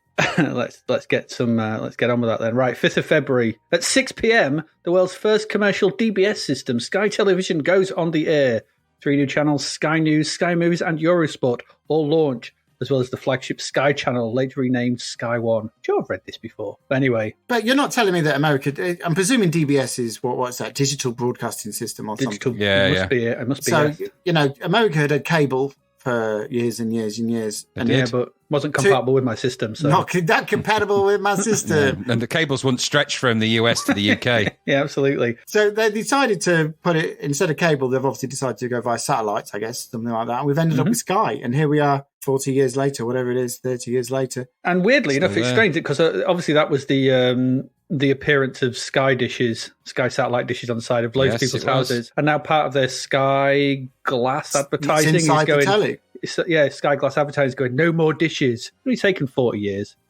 Yeah. 30 odd years, dishes. Sorry. I think there's a thing there about how a certain company controls vast swathes of media. It's the same in America. There's about 3, isn't there? In America, there's like 3 of them, Comcast and so on. And over here, we've got Sky and Virgin. And that's basically it. Mm-hmm. Yeah, it's true. But I mean, they were an amalgamation, weren't they? Sky of BKSB, and Sky, whatever it was. So there was 2 things merged together. Unfortunately, your Squarial wasn't compatible with Sky TV, so you had to get the new mini dish. Remember, this is the era of the mini dish. It's not like, because before that there was all sorts of weird shaped dishes. Do you know there's a guy who lives not too far from here who's got a satellite dish that looks like the one out of, like, you could communicate with people on Pluto with it. It's ginormous, absolutely massive. But they've got these little mini dishes, and of course, then all the jokes began about things on the side of houses, and they seemed to pop up everywhere, didn't they? I thought there was more channels when it launched, but we never Sky had One's it. still going, isn't it? So. Yeah, well, we never had it in our house. We Same, had nothing. We watched those 4 channels. That was it. Never had this one. Yeah, same. We used to go around to someone's house to watch the wrestling on Sky. Yeah, that was my friend's next door neighbour. Yeah, we gate crashed basically a complete stranger's house and sat getting fed and entertained by her mother. Just to watch the wrestling, exactly. Cup of tea. Do you want a cup of tea? Cup of tea, everyone. Yeah, everyone. Come on, Undertaker. Actually, it's Pre-Undertaker, wasn't it? Yeah, I don't know. Come on, Ultimate Warrior. I think I went once, found the whole experience really weird, and never went back. Yes, unfortunately we didn't. We went back quite a lot. Yeah, there were certain juvenile issues going on there, I think. Yeah, there was. Well. There was a girl that was, there was a girl. I mean, that was it. I had none of that. I was none of it. Anyway, but we did do that. And also, as an aside, of course, the other two people that we knew, one used to provide us with regular video recordings of the music videos because MTV was on there. And the other person was when it was finally on Sky One, which was The Simpsons, of course, we used to watch a lot of that via video, VHS recordings, because we didn't every have the old Sunday Sky. night. Bring them round, wouldn't he? Yeah, my dad point blank refused to acknowledge that Sky was a thing and that mini dishes would ever be put on the house. He was nope. So that was the end of that. Yeah, I agree with him. 11th of February, the Australian soap Home and Away makes its UK debut on ITV. It is the second networked Australian soap on the channel following the short-lived Richmond Hill, which was still airing during the afternoon. Home and Away is crucially scheduled in early evening slots of either 5:10pm, 6pm or 6:30 across the ITV network. And immediately becomes a counterpart series to BBC One's Neighbours, airing at 5:35pm. Scheduling continues 30 years later, with both series now in the same slots but together on Channel 5. I think it's curious about Home and Away Neighbours is that I think the reason for the success is that they presented communities as impossibly beautiful and impossibly interesting in the way that UK communities were not. A lot of the people who watched it, I'm sure, were living on housing estates. And here you had programmes on the beaches, basically, and in glamorous Australian suburbs with impossibly attractive people. I mean, both Home and Away and Neighbours, provided us with, what was it, Natalie Imbruglia, Kylie, Jason, obviously Jason, and so on and so on. And they were clearly the bright, breezy counterpart to the very sodden Scottish, Welsh, English soap operas of the day, and that's why they became successful. And I remember watching. We used to watch Home and Away in the late 80s. We'd sit there, whatever, and Neighbours. And I remember Graham and I did we watch the one with Daphne died? No, yes. No, don't die, Daphne. Yes, we did. Yes, you ruined that painful, harsh moment. You ruined it. And we I mean, it was crap. Don't get me wrong; it was absolute rubbish. But at the same time, it was a bit of a refreshing 20 minutes to watch. We made an entire joke out of the fact that Daphne may or may not have been wearing pants. When she gave birth? Yes, she gave probably birth something. The road, didn't she? And there was something very wrong with us. Yeah. Anyway, so Home and Away and its ilk, there were like, was it in Home and Away? There was Bobby Simpson, who's that short brunette woman. When I was 17, I was thinking, oh, she's lovely. And then eventually, all of them. Margot Robbie. Was Margot Robbie in there? Holly Valance was in there as Holly well. Valance. That's what I mean. That was the thing, wasn't it? I mean, both Neighbours and Home and Away, it was the Minogues, Kylie and Danny. Oh, God, yeah. Danny was in as well. Natalie Imbruglia. Yeah. All these. And we had, and no disrespect to him, but we had Emmerdale, EastEnders, and Coronation Street. Coronation Street. So we had Gail Tilsley. So Deirdre Barlow, for goodness' sake. It was just a completely different way of life beaming into our houses that we just weren't used to. The only Australian sort of stuff we'd been used to by that point, remember, was Sons and Daughters and the Sullivans. And none of which were particularly any other colour apart from brown. Yeah. No, they were very brown. Sons and Daughters credits were brown. Literally, they were very brown. Yeah, they were. They were. It was glamorous and it was interesting and it was and they're still young. They're both going. They're still going. Yeah, it was. Young. Yeah, they are. It was just young. It wasn't old people talking to old people behind a pub about old people things. It would lead to Hollyoaks. And I was literally about to say that the knock-on effects of these Australian soaps was the bringing down the age demographic in English soaps. Hollyoaks started it, and even Brookside. Corrie, EastEnders, Brookside. Yeah, They Brookside, all, even nowadays, Coronation Street has loads of young people in it, and that's the knock-on effect of Home and Away and Neighbours. Good. That's what they brought to the table was glamour. And then again, I still can't remember a single Home and Away storyline. I know, and Adrian knows that we know that you really liked and maybe even, dare I say, fancied Hilda Ogden from Coronation Street. And let alone that Percy Love, whatever her name was, Phyllis Pierce. We used to absolutely crack up about that woman on Coronation Street, and we used to watch it, and we used to do the impressions, didn't we? We'd go, "Are you okay? Are you Gary Love? You all right? Are you Gary Love? You all right? Percy Love. Percy Love. Here, Percy. Percy, me knickers are all wet. I took them off the washing line. It's bloody raining out there. 12th of February. Moving on. Yeah, 12th of February. ITV launches, you can't laugh at this, ITV launches its Find a Family campaign to help find permanent homes for youngsters in care. This is really bad, isn't it? This is terrible, isn't TV. it? I don't know. I don't know what to make of this. I have no memory of it. No, I don't remember watching it, and I couldn't find a single clip of it on YouTube or via the old World Wide Web. It's as if it's been scratched from and erased from anyone's kind of internet memories, because it's so okay. So I can't imagine the program. What did they do? Hello, we've got I don't know. We've got Jeffrey here. He's from a troubled home. Does anybody want to make a bid on him? Okay. I don't think they're bidding. It sounds a bit like I don't think they're bidding. It sounds a bit like that movie Get Out. I just imagine they're all where they're all sort of signaling to each other and bidding in secret and silence. It's just that. I think their plan. I think their heart was in the right place, trying to rehome youngsters that are in care. Not a bad idea, but some kind of TV show about it. I don't get that. Well, yeah, the UK's version of Fred West. Hello, ring, ring. I'll take two of them. I'm pretty sure they'd have been vetted for. Yeah, check my references. I'm sure they're fine. Okay, Fred. We'll be in touch. Let me get your name again, sir. What was it? Fred and Rosemary. Sorry, didn't catch your surname. Yeah, Rosemary. She's lovely. Rosemary, she's lovely. She's got a lovely really garden. Nice. Lots of space for them. Got a patio in the back. Lovely patios. God's sake.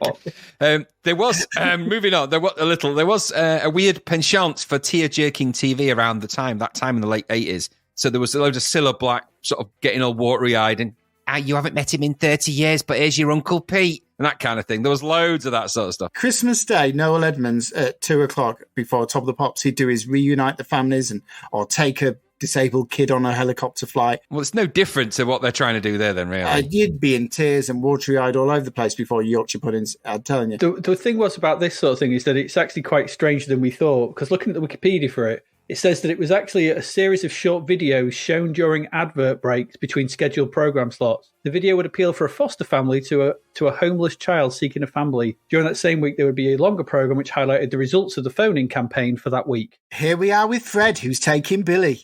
Imagine, this is the one you didn't get. Sorry. It does say it's hosted by Jim Bowen. Can you imagine? But can you imagine they got the kid to go, right, Tommy, we've shown your video to 6 families, and his face lights up. Nobody wanted you, Tommy. Sorry. Wow. I mean, it's Gunkin. He's like the light would shine red on him instead of like on that when they don't get selected in Strictly Come Dancing. Boom. Oh, sorry, Tommy. Not this week. It's not right week for you.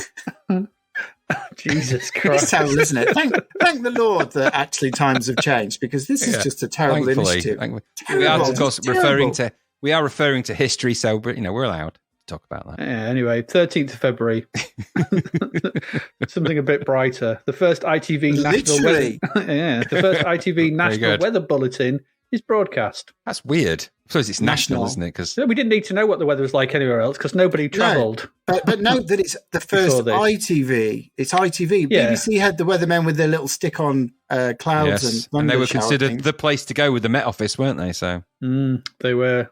Michael Fish and all that lot. Yeah. I mean, ITV are not exactly covering themselves in glory this week, are they? Well, the thing is, don't forget that before now, ITV was just a collection of disparate, conglomerate of disparate sort of studios serving different parts of the country. ITV was only a relatively recent thing that it all started to come together under one banner. So, 23rd of February, some 23 million viewers tune in to watch The Exit of the hugely popular character Den Watts from EastEnders. Leslie Grantham. Grantham filmed his final scenes in the show in the autumn of 1988, but his exit was delayed into 1989 to avoid the show suffering the double blow of losing Den so soon after his former wife Angie, Anita Dobson, who exited in May 1988. The character falls into a canal after being shot, but the character's exact fate is left unconfirmed, and he would make a return to the show in 2003. So spoilers, he wasn't dead. Okay. He wasn't dead, no. And then they did kill him, though, with a bust of Victoria, if I remember correctly. Yeah, something like that. Yeah. I don't know. Yeah. One of his ex-girlfriends or his woman, he was whatever, took unkindly to his shenanigans and hit him over the head with a bust of Victoria. Well, yeah. There we go. Chirpy EastEnders, always being chirpy. Have a laugh at Albert Square. Now, the question is, who was it they replaced Den and Angie with? It was because it was Bab Windsor, wasn't it? And then Barbara Windsor. And the era of the Mitchells, isn't it? The Mitchells era. Mike Reed. Yeah. He was all that one. Pet. God, it's like he's come back. If you're in the he's room, dead Mike, as well now as well. If you're in the room, Mike, please speak to Leslie us. Grantham dead. Mike Reed dead. Maybe people who work at the old Barbara Windsor. Yeah, exactly. The Queen Vic is not a place to go if you're an aging actor. It's a bit of a curse, isn't it? Yeah, it's like Pet Cemetery down there. That and they were old. That and they're old. Don't talk about them old. It's cursed. It's just a curse. It's just a cursed place. The Queen's sick. Phil and Grant aren't dead. Not yet. The time's coming. Inside, in they 20 feel years' time, totally... they're dead. It's a curse. He'll infinitely fold into a small space and just disappear. Oh, good old folded.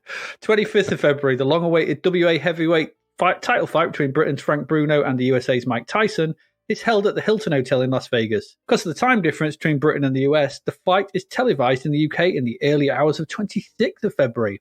Tyson wins after the referee stops the bout in the 5th round. Surprised it went that long. Presumably it was on Sky. No, it might have been. I can't remember. No, I'll tell you what. I don't think it was on terrestrial. I don't know. I can't remember where we went to watch it because this is very prescient because Mark, who was a member of the demo group that we were Mark was very into this because he kept going on and on about one of our scroll texts about how Bruno was a fighter or a boxer and Tyson was a fighter or some BS. And we're like, what do you want about, mate? But this was never a fair match. If you look back over the history of Mike Tyson, which is something that I've done quite a lot because he's quite an interesting character, albeit a nasty one later down the line, obviously. But at this particular time, he was, without a doubt, the world's greatest boxer at that time, without a doubt. And I mean, unmatched and dangerous in the ring, like Clubber Lang dangerous.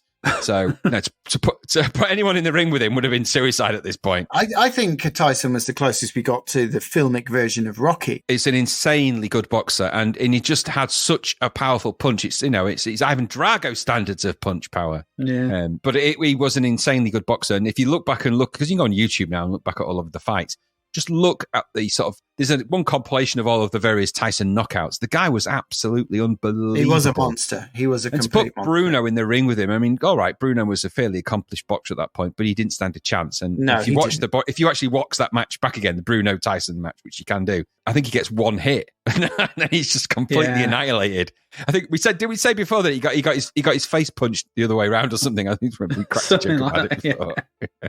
I think fair play to Bruno. Like you said, he was a good boxer, but he was a fairly limited boxer, and he was never going to bring any kind of defeat to Tyson's shores. So, but Frank Bruno was a nice guy. He was lambasted in the press, etc., etc. But ultimately, he's one of the good guys from what we can tell. So, fair play to him for getting in that ring and getting pulverized. Yeah, I mean, he had a massive height advantage over Tyson, but he didn't have a punch in the face advantage, and that's what you need. Well, no, Bruno's big problem was that he was never overly aggressive, and obviously Tyson was a pit bull. Yeah.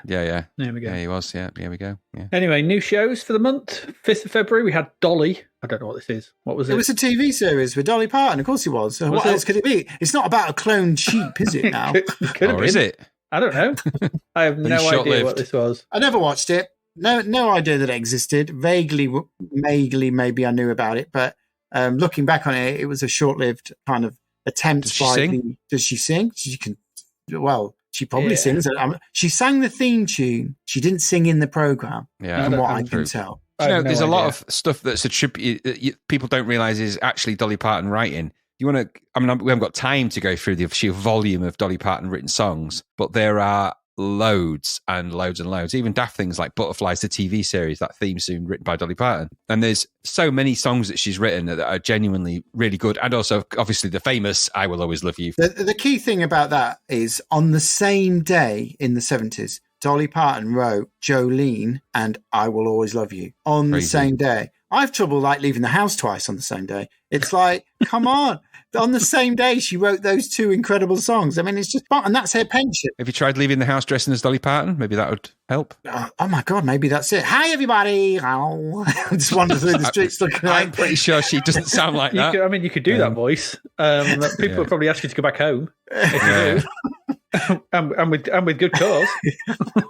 She is lovely. Everyone loves Dolly, and she's the world's biggest giver of books. She set up this charity in America or whatever it is. Yeah, she does amazing stuff. She does it over here now, and she gives away thousands and thousands of books to kids who actually don't have access to books. So actually, Dolly is one of the great heroes of our time, whether you like Jolene or not. Have you listened to the slowed down version of Jolene that's on YouTube? I'd recommend you do it. No, not like that, you fool.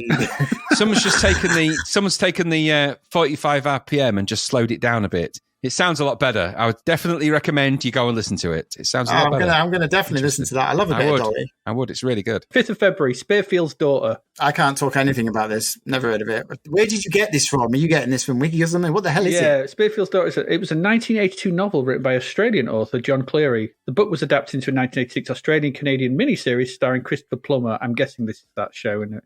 Cleary's original script were rewritten and describes the result as a disaster.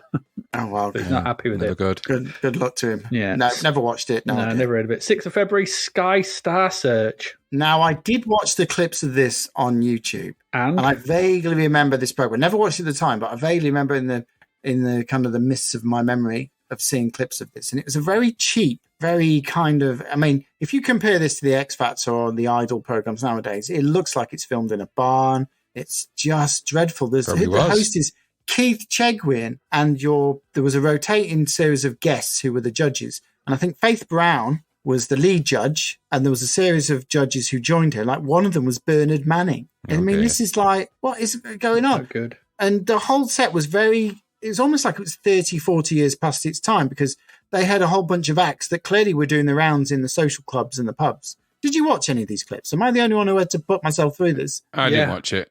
I didn't watch it. You're setting me up for a fall here. I've gone off and watched all this, and no one else has. I feel like this is. I was never going to watch that.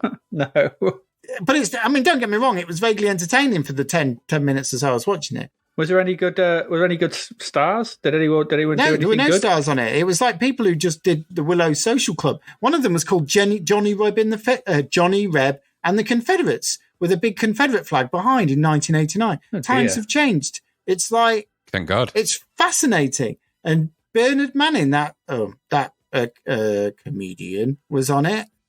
There was a great clip once of watching one of those clip programs or whatever of Bernard Manning, where he told a really crap, horrible, racist, horrible joke, and everyone was like, "Oh," they thought it was hilarious, but a few people wheezing, and then he goes, "Oh, anyway, you can't stop us laughing, can you? You can't stop us laughing. You can't stop us laughing." That's all you need is just that. Let's forget your racist diatribes. Exactly. Do you know, it was? I think it was Russell Kane that started one of his. I can't remember if it was on a live performance or whether it was part of a show he was doing, where he starts off by reading out a load of jokes and everyone was laughing, and then it turned out he was just reading out Bernard Manning jokes. Actually, I don't like that guy, but that's actually quite funny. I mean, the Sky Star Search was, if you watch the clips of it on YouTube, and I would suggest your listeners go away and do so, just for the sheer, it looks like it's filmed in, it's a different planet. It's a completely different planet. Oh, well. 15th February, The Country Boy. No idea. No, never watched it. No idea what this is. Again, 19th February, Laura and Disorder. Cheesy and no. Wendy Craig nonsense. Wendy Craig. If Wendy Craig was in any program on the telly, I would immediately switch it off. 14th February, Out on Tuesday, aka Out. I don't know what this was. Right, this I didn't know what this was, and then when I searched it, I think I had seen it. It's basically a magazine type program aimed at homosexual people and the gays and lesbians in society, because ultimately that demographic was not in any way kind of had any programs delivered for them. So finally, Channel 4, was it Channel 4? I'm presuming it was Channel 4. It must quite possibly. I can have a look. There was no way it was anywhere else. Actually got around to making programs for this particular group, and finally it did. I mean, don't get me wrong, it looked like it was of its time. It was a fairly it looked a little bit kind of dry and a little bit kind of whatever, but thankfully it allowed everything else to springboard from there. So it's good on them. Yeah, well, it's got to start somewhere. Exactly. I bet it was Channel 4. Yes, it was Channel 4. Sorry, yes. Of course it was Channel 4. Yeah, there you go. Yes, it was Channel 4. 15th February, Mr. Fix-It. Who knows? I must have not watched a lot of telly at this point. I don't think I was watching a lot of telly. 18th February, Woof. No. I did watch a couple of these episodes. Was this a kid's show about a dog? It was a kid's show about a dog, and he could turn into a dog. That away? And most of the half of the program was they came up with the innovative thing of the a low camera angle signified a dog's POV, wasn't it like that? It was. Yeah. Just to go back to the Jolene cover, by the way, Jolene was covered by the Sisters of Mercy. Everyone covers Jolene. Loads of people. One Dove did a cracking version of Jolene. There's so many. Did you do a of them. version, Gary? You did a version released on audio tape. So there's the B-side to you. Can I borrow a feeling on it? It was very successful in Malaysia. Got to number 73. That's what it says in the back of the tape. Successful number 73 in Malaysia. Yeah. Except the successful bit is mission switch, which says suck in Malaysia. 20th February, behaving badly. Not men behaving badly. No, just behaving badly. Judi Dench drama. Again, Judi Dench is up there with Wendy Craig in TV land for me. If she's on it, I'm turning it off. It's not going to be watched by us, is it? No. There's no in it. So no, there isn't. 21st of February, Hitman, the Nick Owen game show. Never heard of it. No. Not to be confused with the Hitman and Hair. No. Just Hitman. 24th of February, Funhouse. Oh, I hated this. I think I was too old for this. I was too old for it. It was too garish. It was too colourful. Too loud, a bunch of annoying kids bouncing around. Was this the sort of advent of the gunk tank and everything? Well, the gunk tank was kind of like Tiswas, and they took that same kind of thing and applied it to the Funhouse, and gunking kids was never funny. Hosted by Pat Sharp, of course. Pat Sharp. Very successful DJ and broadcaster. Absolutely. His mullet has gone on to many great things. 24th of February, A Quiet Conspiracy. Never watched it. So quiet, never saw it. And it had the Home Pride man as its lead. Joss Ackland. 26th of February, Forever Green. John Alderton and Pauline Collins. No, well, Pauline, I do remember this. I do remember this when I looked it up. And Pauline Collins is up there with Wendy Craig and Judi Dench. If she appears on my telly, it's going off. It's your triumvirate of switch off. They've been in another show together, hadn't they? And people really liked them as a team. They did, hence the reason they came to this one. They did. I mean, it was a successful program, I think, from what I remember. But it wasn't for me. 26th of February. This wasn't actually Forever Night. This was Nick Night. No, but Forever Night was the actual program that was delivered. But Nick Night was the pilot. The pilot. 1989 American television film about Nick Night, a centuries-old vampire working as a police detective in modern-day Los Angeles. But this sounds quite interesting. It did sound quite interesting. Never watched it. No, surprised I never watched it. On into films. There's a lot of films this month. A lot of big films. The big one maybe right at the very beginning. 3rd of February, Die Hard came out in the UK. Yeah, don't get much bigger than that, really, do you? At the time? I remember seeing this on, I think my brother got it on a dodgy pirate video. And I remember watching it one Saturday night going, Die Hard, I've heard of that. What's this all about? And I was just, by the end of the 2 hours later, I was just like, oh my God, that's probably the best thing I've ever watched in my life. It's very consummate. It's incredible. It is very consummate. It's very well presented. It's very well made. It's an archetypal template for what an action film basically stood for at the end of the 80s into the 90s. Yeah. Yep. And everybody ripped it off. It's now become de rigueur to say, Snakes on a Plane is Die Hard with snakes, I guess. It became a genre, didn't it, where you had one person stuck in a location up against invading hordes of like you could whatever. Be a hero on an ice cream van. It's been invaded by kids. Die Hard on in an ice cream van. 99. Ice Hard. Yeah. Well, it was all leading to Die Hard, wasn't it, for Bruce Willis? I mean, he's essentially playing a version of his character from Moonlighting. And he was very good at it. Very good at it. I mean, it's a shame nowadays he's got dementia and he's... Yeah, that's a tragedy. But he was brilliant. And it was also, as well, if thinking about it, there were 2 books. This was a sequel book. The original book had been turned into a film with Frank Sinatra. And originally they wanted Frank Sinatra in the role.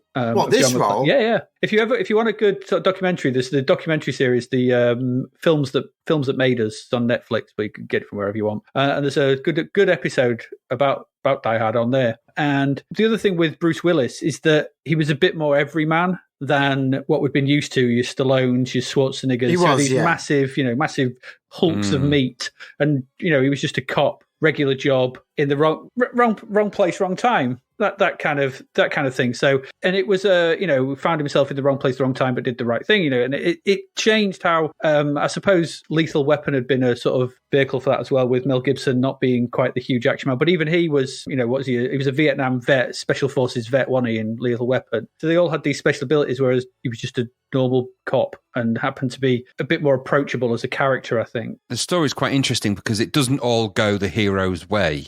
In fact, it actually doesn't go his way at all, really, for quite a long time. He is always sort of finding things that are broken and not really being able to fix them and just sort of escaping out of situations throughout the whole film. So, he doesn't save the person from being shot. He doesn't manage to really do anything. He manages to get the terrorists, the kidnapped people, all the people who were kidnapped off the roof and stuff. But for a great percentage of this film, he's actually not believed. He's told to not be involved. He struggles to sort of actually do anything and get anywhere. It's quite interesting for that. If you watch it in that context, he is not only the wrong place, person at the wrong time, but he doesn't want to be there, doesn't want to be doing those things, and he's actually struggling with all of it all the way through, and hopelessly outmatched and outgunned at every possible turn, and just happens to really sort of find his way through it by the judgment. He ends up shoeless, doesn't he, as well? Shoeless. Yeah. And it's not just one person he can't stop being shot. It's 2 in it, because there's Takagi, the boss, yes. and then there's Ellis, the guy who pretends to be his friend. Yes. He doesn't actually manage, and he even gets fooled by Hans Gruber, doesn't he? So he's not that good at what he does in there. It's quite good for that. He's not great at being the hero. I think that's what's important with that. 10th of Feb, if you wanted something a bit more dubious, you could have gone and seen Arthur 2 on the rocks. Rubbish film. I think you've discussed Dudley Moore before, and I actually really like Dudley Moore. He was a fascinating guy. He had an incredible career. He was an incredibly talented pianist, and he was a genuinely funny guy. He was like 3'2", and he made such a success of himself. He's taller than that. Yeah, he's taller than that. And fair play to him. You can't defend Arthur 2 on the rocks. They're celebrating the fact he's a drunk, and so on and so on. It wouldn't be made nowadays. It's fairly dubious. So, but Arthur, I actually have quite a bit of time for Arthur, the first one. But it's not really about anything. I think they're very high concept, very about the songs that came with Arthur 2 and the songs that came with Arthur. They were about that. The better Dudley, if you're going to watch any Dudley Moore movies, watch 10 or something like that, because it's a lot better than that. I did watch 10 a few weeks ago, and it is of its time. I think you discussed 10 before on this, and it's better than that. But it's certainly better than that. It is better than this. Instead of going to see Arthur 2 on the rocks, which is, your wrong choice, you made a wrong choice. You should have gone and seen the next film, which was The Naked Gun from the Files of Police Squad. Yes. And I watched that again this week in preparation for this podcast, and it's still as funny. It has all the same moments, every moment I just laugh at. I cannot, what's his 7th funniest film of all time according to Empire List? I'll probably, maybe higher for me. It's hilarious. This film's amazing. It's non-stop gags. But all of them good. That's the genius of the Zucker films, wasn't it? Well, 3 of them. Those films that they did together, was it Top Secret, well. The first Airplane, Top Secret, and then this one. Yeah. Is that when they hit it, they really, really hit it. And they were so consistent with the gags. I mean, isn't it something like 80% of the jokes from this film were actually in the TV series? They basically just took the TV series and made a film of it. That's not to denigrate the film itself. They were merely taking the TV series from a few years before and putting it out on the screen, and it is very funny. I can't ever forget the moment where he looks up a ladder at Priscilla Presley and goes, "Nice beaver." Yeah, nice beaver. Everyone knows that. Or when Ted shoots at what's his name in the throat, it's like, Ted, why? Yeah, exactly. So many good moments. That reminds me actually that watching them back, and I haven't watched them for a couple of years, but I remember doing so and thinking George Kennedy is the undersung hero of these films. Yeah. Oh, totally. He's hilarious. So funny. He's timing. The fact he's self-deprecative. He's the butt of the jokes. Yep. He's absolutely one of the key comedy moments of life in films and life belong to George Kennedy. But also, there's a lot of sequels to Naked Gun. I would write them off because they are all funny in their own way. They're not maybe as funny as that, but they are funny in their own way. I mean, I would put Naked Gun maybe like the Empire magazine did say 7th greatest comedy of all time. I don't know if that's any higher than that. I'm sure there's funnier. I'm trying to think of other ones, but classic. But it's up there in the top 50, I would suggest. And don't forget, right, that. I mean, this film's come out later in the day after the Police Squad series, but don't forget the influence that these types of heavy films had on so many other films around at that time is unreal. There's so many, not just tons of them. Not just at the time, since then. If everything, you've got all your scary movies and all those kind of things that just rip this off. Dracula, Mel Brooks got in on the action of Dracula Dead and loving it. I'm going to get you, sucker. I'm going to get you, sucker. And don't forget Hot Shots. Hot Shots Part 2. And also the other good one. That was a Zucker film, though, wasn't it? Yeah, the other one that I actually have time for is Loaded Weapon. That's quite good. Yeah, that's quite funny. The Emilio Estevez, Samuel Jackson one. It's quite funny. That is pretty funny. It is diminishing returns, though. They are, but you know what you're going into. I mean, a couple of weeks later, 24th of Feb, you could have gone seen The Big Blue. You could have, but you'd have been bored out your tiny mind. Yeah, you really would have. I haven't watched this for a good 30-odd years since I watched it in the early 90s. No. I think I laud the ambition of Luc Besson with this, and I actually thought this was... it's pretty. It's pretty to watch. It is gloriously pretty, and it's got ambition, but it doesn't quite hit the mark. No. Luc Besson did much better with Nikita. The thing that I remember about The Big Blue, there was this and there was Betty Blue. It was just on every pretentious student's wall, the poster. I just saw it on so many walls at university. Just so go in someone's room, and if they had a Betty Blue or a Big Blue poster up, generally tended to walk out. So, like when you went, got talking to some girl at the university, and she took you back to her room, and you saw those posters, you went, "No, I did. I've had enough of this. I made exactly Sorry, my dear, I'm out of here." I made exactly like a News of the World reporter. I made my excuses. I made your excuses and left. Exactly. Sorry. You're very pretty, and I appreciate that you're naked, but your Betty Blue poster, I'm afraid I'm out of here. Sorry. And you've got the Big Blue on your firewall. Oh, I'm sorry, love, but you're going to have to pull it down. It was so boring, that film. So utterly boring. Oh. It is a bit boring. And then there was the director's cut in a big blue box, if I remember, and it was about 3 hours long. And it was even more boring. Even more duller. Yeah. It was 20 more minutes of boredom. It was just the boring director added more boring to his boring film. Same day, if you didn't go see The Big Blue, you had a lot of choice on 24th of February. If you didn't go see The Big Blue, you could have gone see The Accidental Tourist. The video box that would never leave the shelves. Nobody ever did, though, did they? No. Nobody watched it ever. Never seen it. This was thingy one. It was Gina Davison, William Hurt. Davis. Yeah. William Hurt. Yeah, William Hurt, yeah. We nicknamed this the accidental rental when we were at Blockbuster because it only ever went out. Somebody was like, "I'll just get that one as well." It was like an accident. Never went out. When you put this on the list, I thought, I don't think I've ever seen that. I'm going to go and have a look at its synopsis. And I read the synopsis and I thought, there's a very good reason why I've never watched this. It's really I tell you boring. what, though, wishy-washy it may be, but it's got a really good and interesting soundtrack by one John Williams, and it's a little bit different to his usual Spielberg stuff. So I'd go and just check the soundtrack out, which you can do on YouTube. It's quite good. Same day, if you didn't fancy either The Accidental Tourist or The Big Blue, you could have gone seen Return of the Living Dead Part 2, another film I watched this week. And that's 2 hours. You'd wish you hadn't. I'm not getting back. Jesus, this is bad. All my memories that I had of this were not of this. They were the first one. I was surprised it had Diana Ashbrook in who was Mike in Twin Peaks. Yeah, it was, yeah. Literally just before he did Twin Peaks. And I remember, and I did watch about a year ago, the original Return. So people don't know these films. These are zombie movies.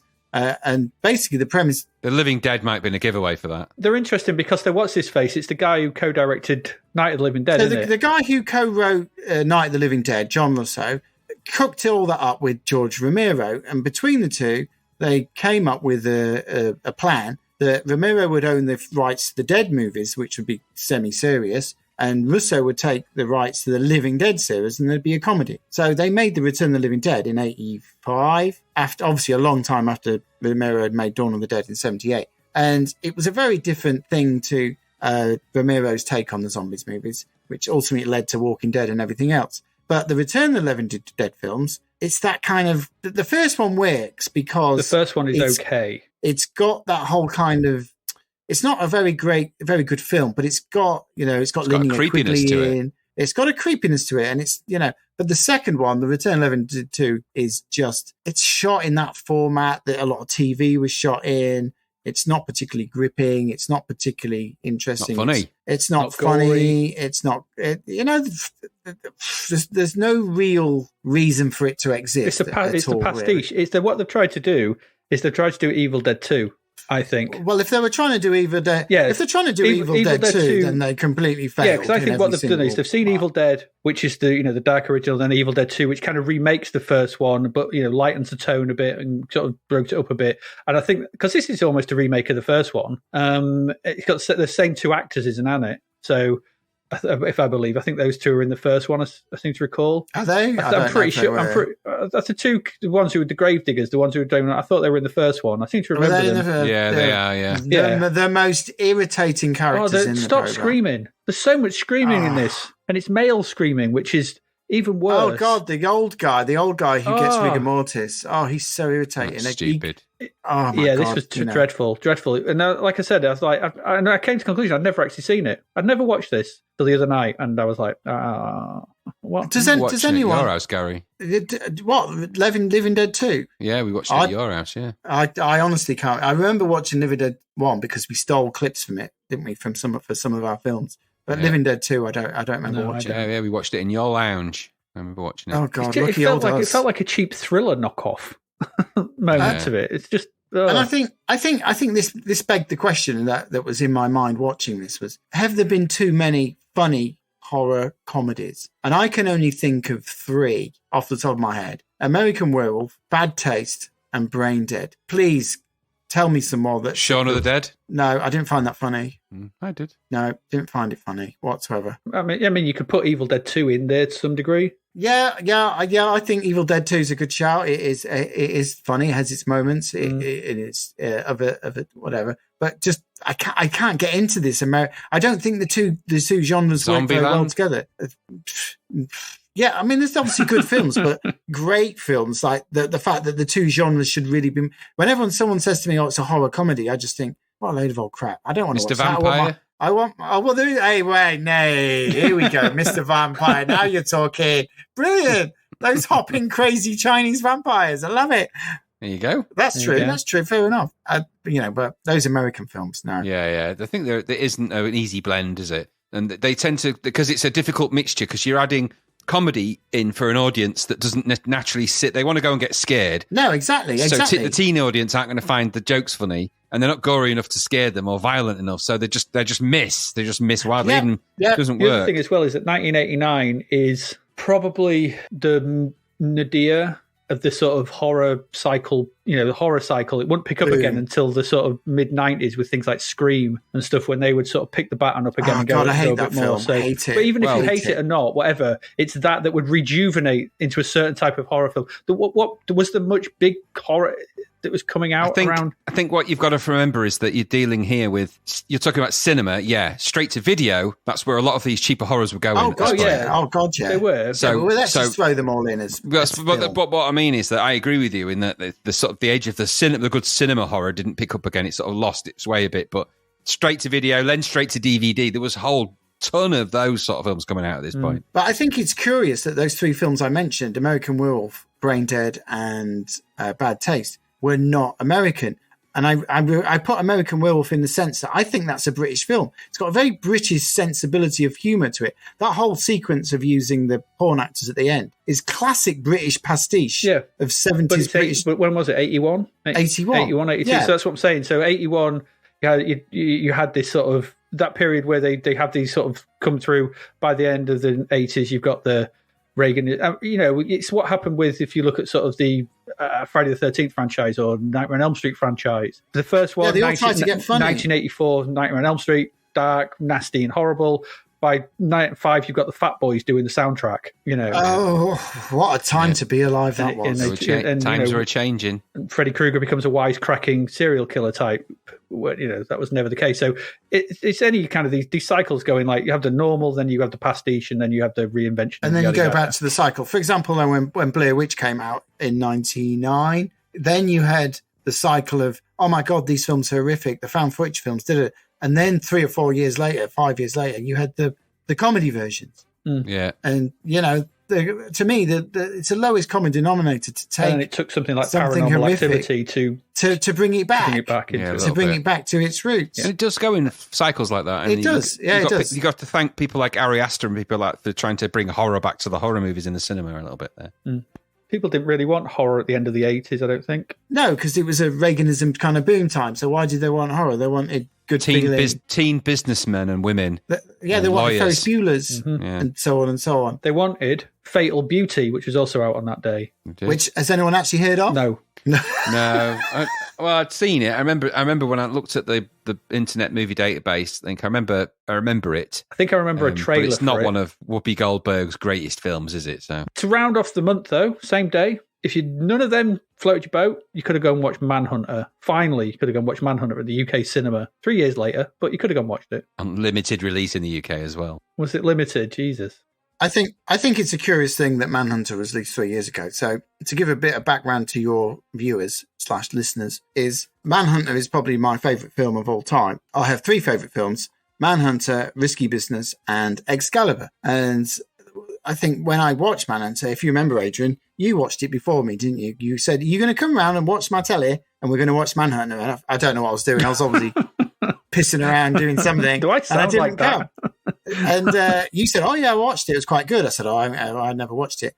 And I think this is the curious thing: is it was shown on BBC Two as part of the Movie Drome season with Alex Cox, the film director, giving the introduction. Now, for people who don't know, Movie Drome was a season that ran from 1988 to about 2000, but the first one of Movie Drome, 88 to about 93, 94, was delivered by Alex Cox. And in the front of each film, they gave an introduction talking about it. And I remember sitting there about 91, 92, and I watched it, and I just sat there mesmerized for 2 hours. It was like my film had arrived in front of me. I was completely blown away by it.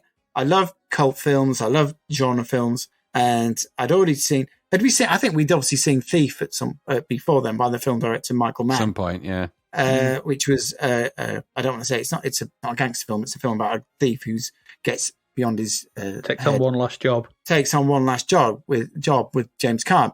And it's still in my top 10.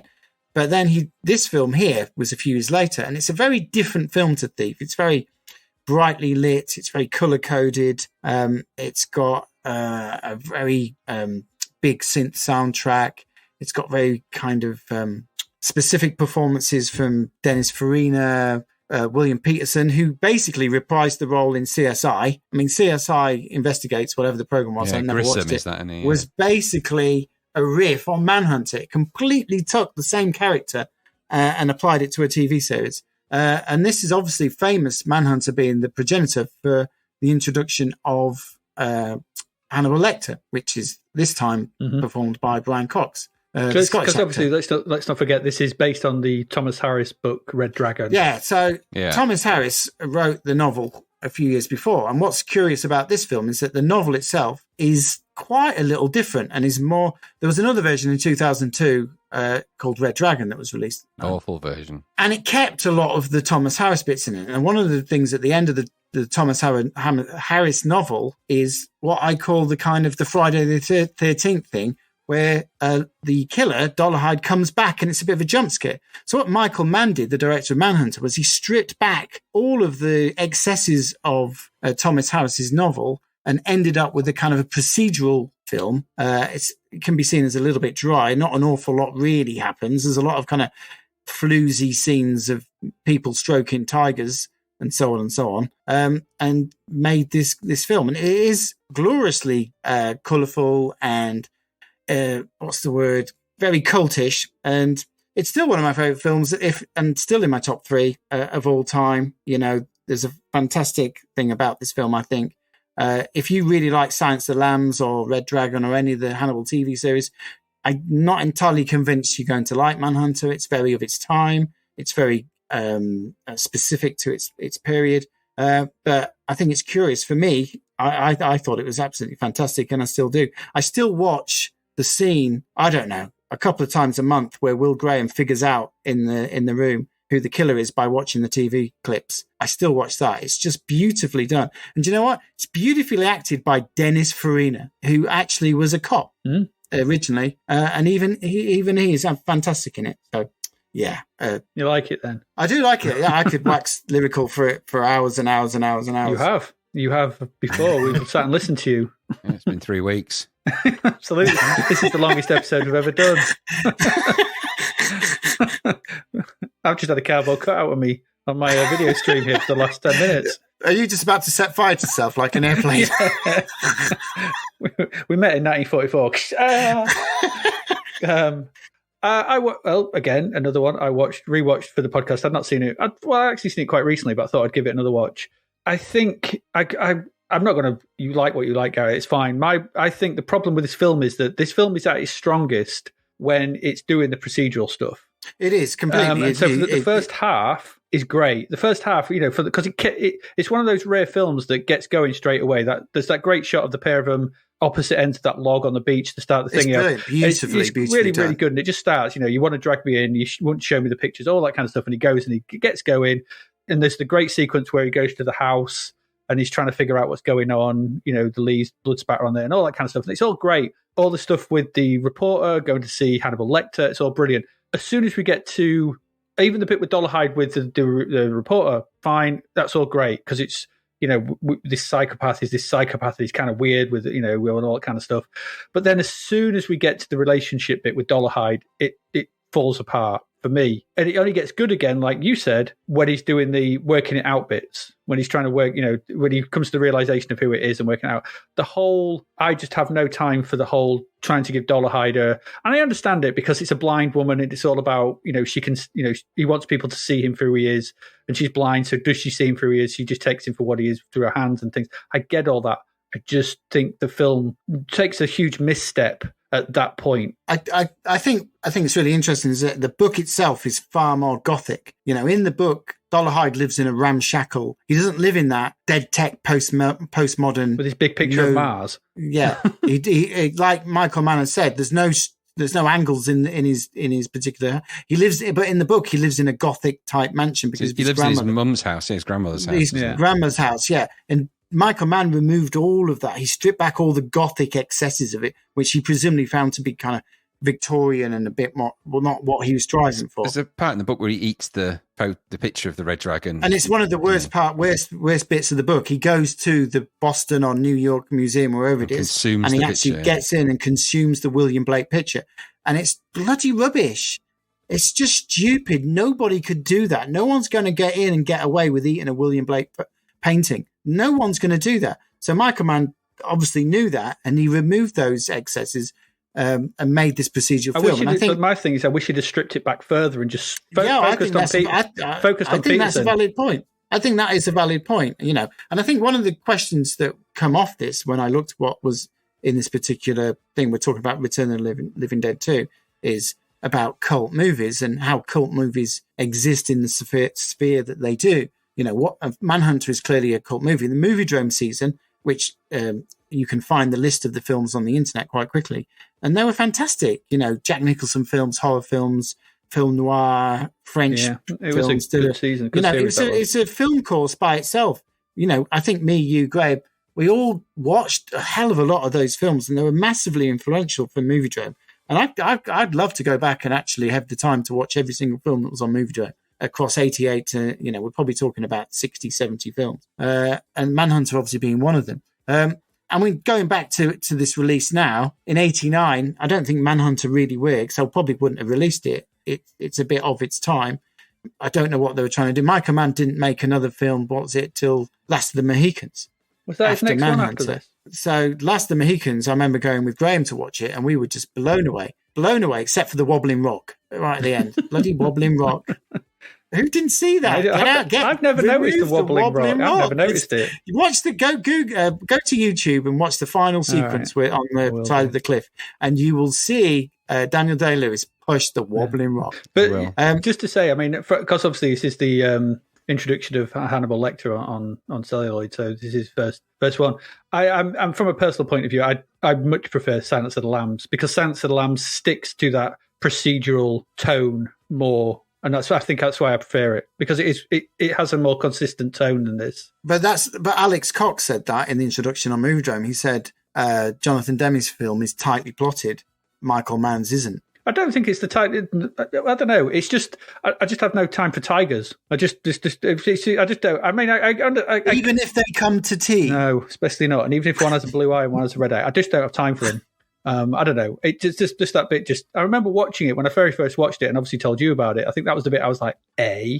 I think there is a clip on, and I don't know if you want to put it in your notes that shows you Michael Mann discussing why he put that scene in, and so on and so on. And I kind of semi-agree with you.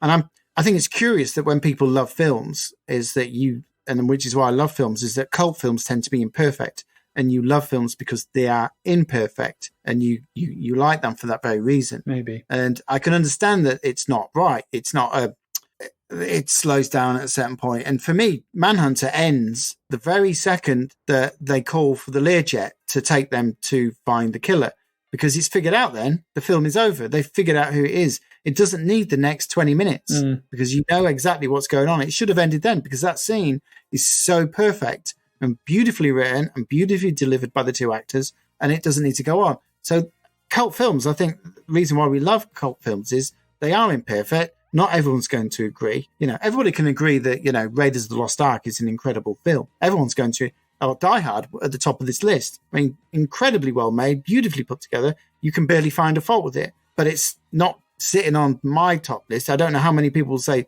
Die Hard is on the top 10 of their movies list, because it's too perfect. It's too good. And I think sometimes with cult movies is you want a film to have faults. And for me, when films have faults, I actually fall in love with them because they have faults, which might sound a bit kind of film nerdish, but hey ho, that's kind of the guy I am. It is. Sorry. And yeah, I've just got a flashback as to us stood outside your house, outside in the alleyway outside your house, 2:00 in the morning, saying, "Manhunter's not that good." Told off. Being told off by the neighbour going, "Shut up, stop talking, go to bed." You haven't changed that Manhunter record in 20, 30 years. Goodness me. It's like, we've got to just replayed back the conversation we've had over time. Yeah. But still, there you go. Anyway, that's it. So we had some TV. Sky started broadcasting. Dishes appeared. Home and Away came over here. Den Watts was possibly killed, or maybe not. Who knows? Tyson fought Bruno. There's lots of new shows that we'd never heard of, apart from Wolf. And then you could have watched Die Hard and a load of other films. I think picked Die Hard, Naked Gun, and Manhunter. I think the best three. I think so. Yeah. I mean, it's from this month. Good month for films. I have to say, it's a good month. It is good. Yeah. I mean, you wouldn't mind spending your £1.50 going to see most of those. To be honest, that is true. Gary, thank you very much for joining us. For pleasure. I really enjoyed it, as I always do. I always love coming on, chatting, and it's always good to have you on. And our listeners seem to like you for some reason. I don't know why. I know, I don't get it. Well, just how God made me, sir. That's true. That's the problem. Where are you on anyone? You want to say anything where people can find you? I know you're trying to always flog stuff on Discogs. You can find me on Twitter under the name 52 Vinyl, 52 Vinyl. Mostly talking about music, but also culture, pop art, whatever the hell comes to mind. All right. Well, thank you very much. So on that note, we'll say goodbye to Gary. Bye, Gary. Bye, Gary. Thank you. Goodbye. See ya. And we'll be back in a bit. We've still got 3 more games to get through, so please do stick around.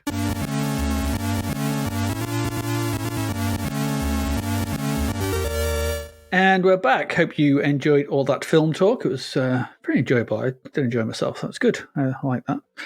Let's get back to some games. We've still got 3 more to cover before this, the end of the month. No crapverts, unfortunately. I couldn't find any crapverts for February 1989, but still. Charts and next month. See coming up. Anyway, let's get into our first game of these 3. And our first game is Neuromancer. Disc only, £14.95. Yeah, Neuromancer, interesting one. In amongst all the arcade conversions and rubbish film licenses this month, we get another type of licensed game. This is Neuromancer from Interplay, based on the seminal 1984 cyberpunk novel by William Gibson. I'll say right here at the start, I've not read the novel, but I'm well aware of the influence this had on science fiction and video games as they evolved. Gibson's novel was the first in his Sprawl trilogy. It's set in the future in Chiba City in Japan, and focuses on Henry Case, who is a hacker who has fallen on hard times and is hired for one last job, but comes up against a powerful artificial intelligence. Its use of augments to change, alter, and improve humans with various chips will become a staple in science fiction going forward, especially in video games with games like Deus Ex, the recent Cyberpunk 2077, along with a host of others borrowing heavily from this. And its virtual reality data space is known colloquially in the books as the Matrix. So, there's that too. So it's pretty influential, this book. It is on my list of books to read once I've got through all of Lovecraft stuff, which I'm reading at the moment, which I've nearly done. So I feel like there's a dark presence watching over me half the time these days. Anyway, the game. As noted, this is from Interplay. Load of people working on this, a lot of people. This was programmed by Troy A. Miles. It was designed by Bruce J. Balfour, Michael A. Stackpole, Brian Fargo, and Troy A. Miles. It was produced by Brian Fargo with artwork by Charles H. Weidman III, and the musician was Dave Warhol. Now, you may have heard of Brian Fargo. He created Interplay, worked on the Bard's Tale series and the Wasteland series of games, currently runs In Exile. He's one of those that's been very influential in certain gaming genres. He's one of those names. He's just big in role-playing games and these kind of games that kind of came along like this. Anyway, Neuromancer. It's a big game. 5 disc sides this takes up. 5. When it first loads up, you input your name when the game starts, and you're straight into it. There's no preamble. It's just you're straight in. You begin the game in a bar called the Chatsubo, and you wake up with your head in a bowl of synth spaghetti, and you owe the proprietor, Rats, 46 credits for the meal. You only have 10 on you, though. So what are you going to do? So essentially, this is a point-and-click adventure game. Before you start playing, there's masses of stuff to read to get you into the setting. There's loads of stuff that came with this. There's a big old backstory. There's manuals galore, hints. There's a sort of preamble. On Lemon 64, there's this huge documents and stuff that came with this, all to try and give you some clues of what the world itself and things. There's just tons of stuff because obviously they're pulling all this information and the sort of backstory from the book itself. There's a lot to draw on here for this world that you sort of are going to exist in with this game.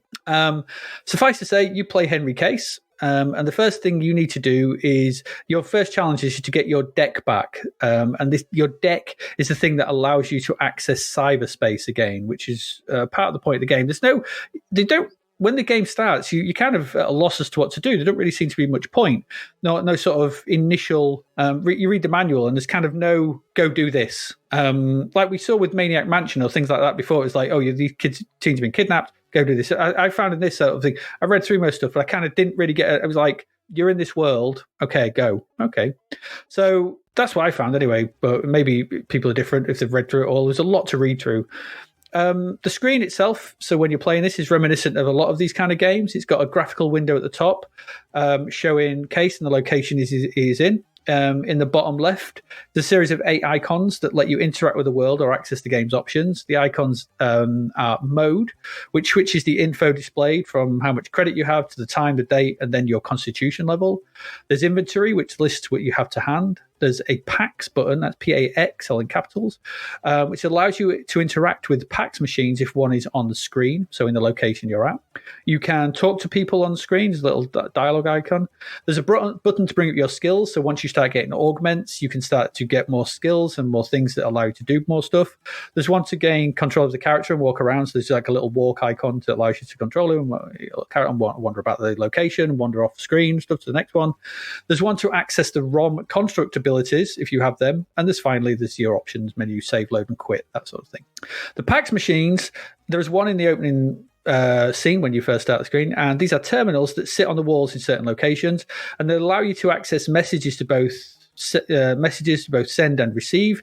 You can access your bank account and download funds. Do this before leaving the bar and pay your bill. That's my first initial tip, because that's kind of what you want to do, along with reading news about the world and what's going on. It's kind of like we said in Times of Law last week, when you speak to someone, you might ask about rumors and stuff that's going on. This is kind of the similar sort of thing, but more, a sort of science fiction version of it. So you reading the news, this sort of thing happened. In fact, one of the stories made me think of the Day to Day, because I think one of the stories was Man Eats Own Head. because he thought it was a donut. And I'm pretty sure that's what day-to-day headline, but I can't remember. It probably is.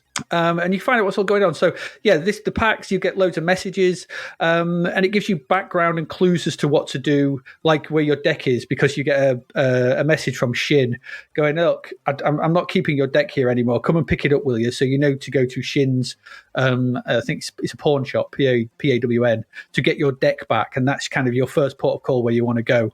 And so this is how you sort of start to learn things about the world, and you start to sort of figure out, okay, I'll go get that back, and then we'll sort of move on from there and see what happens. Control is easy enough, and like Times of Law, the interface is easy to navigate and use. You simply press the fire button. This brings up a little arrow, and you can use this to click on the icon, those 8 icons you want to use. If you click on the war, Control moves over to the player, and you use the joystick to move left, right, up and down into the screen. If you talk to people, there's like a speech bubble.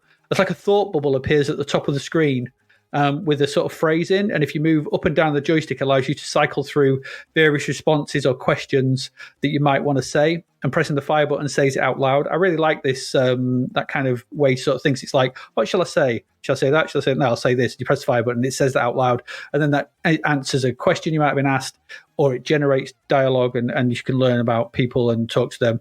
You can have people just get annoyed with you and wander off, or not give you information. It's down to you how this sort of progresses, whether you're nice or horrible.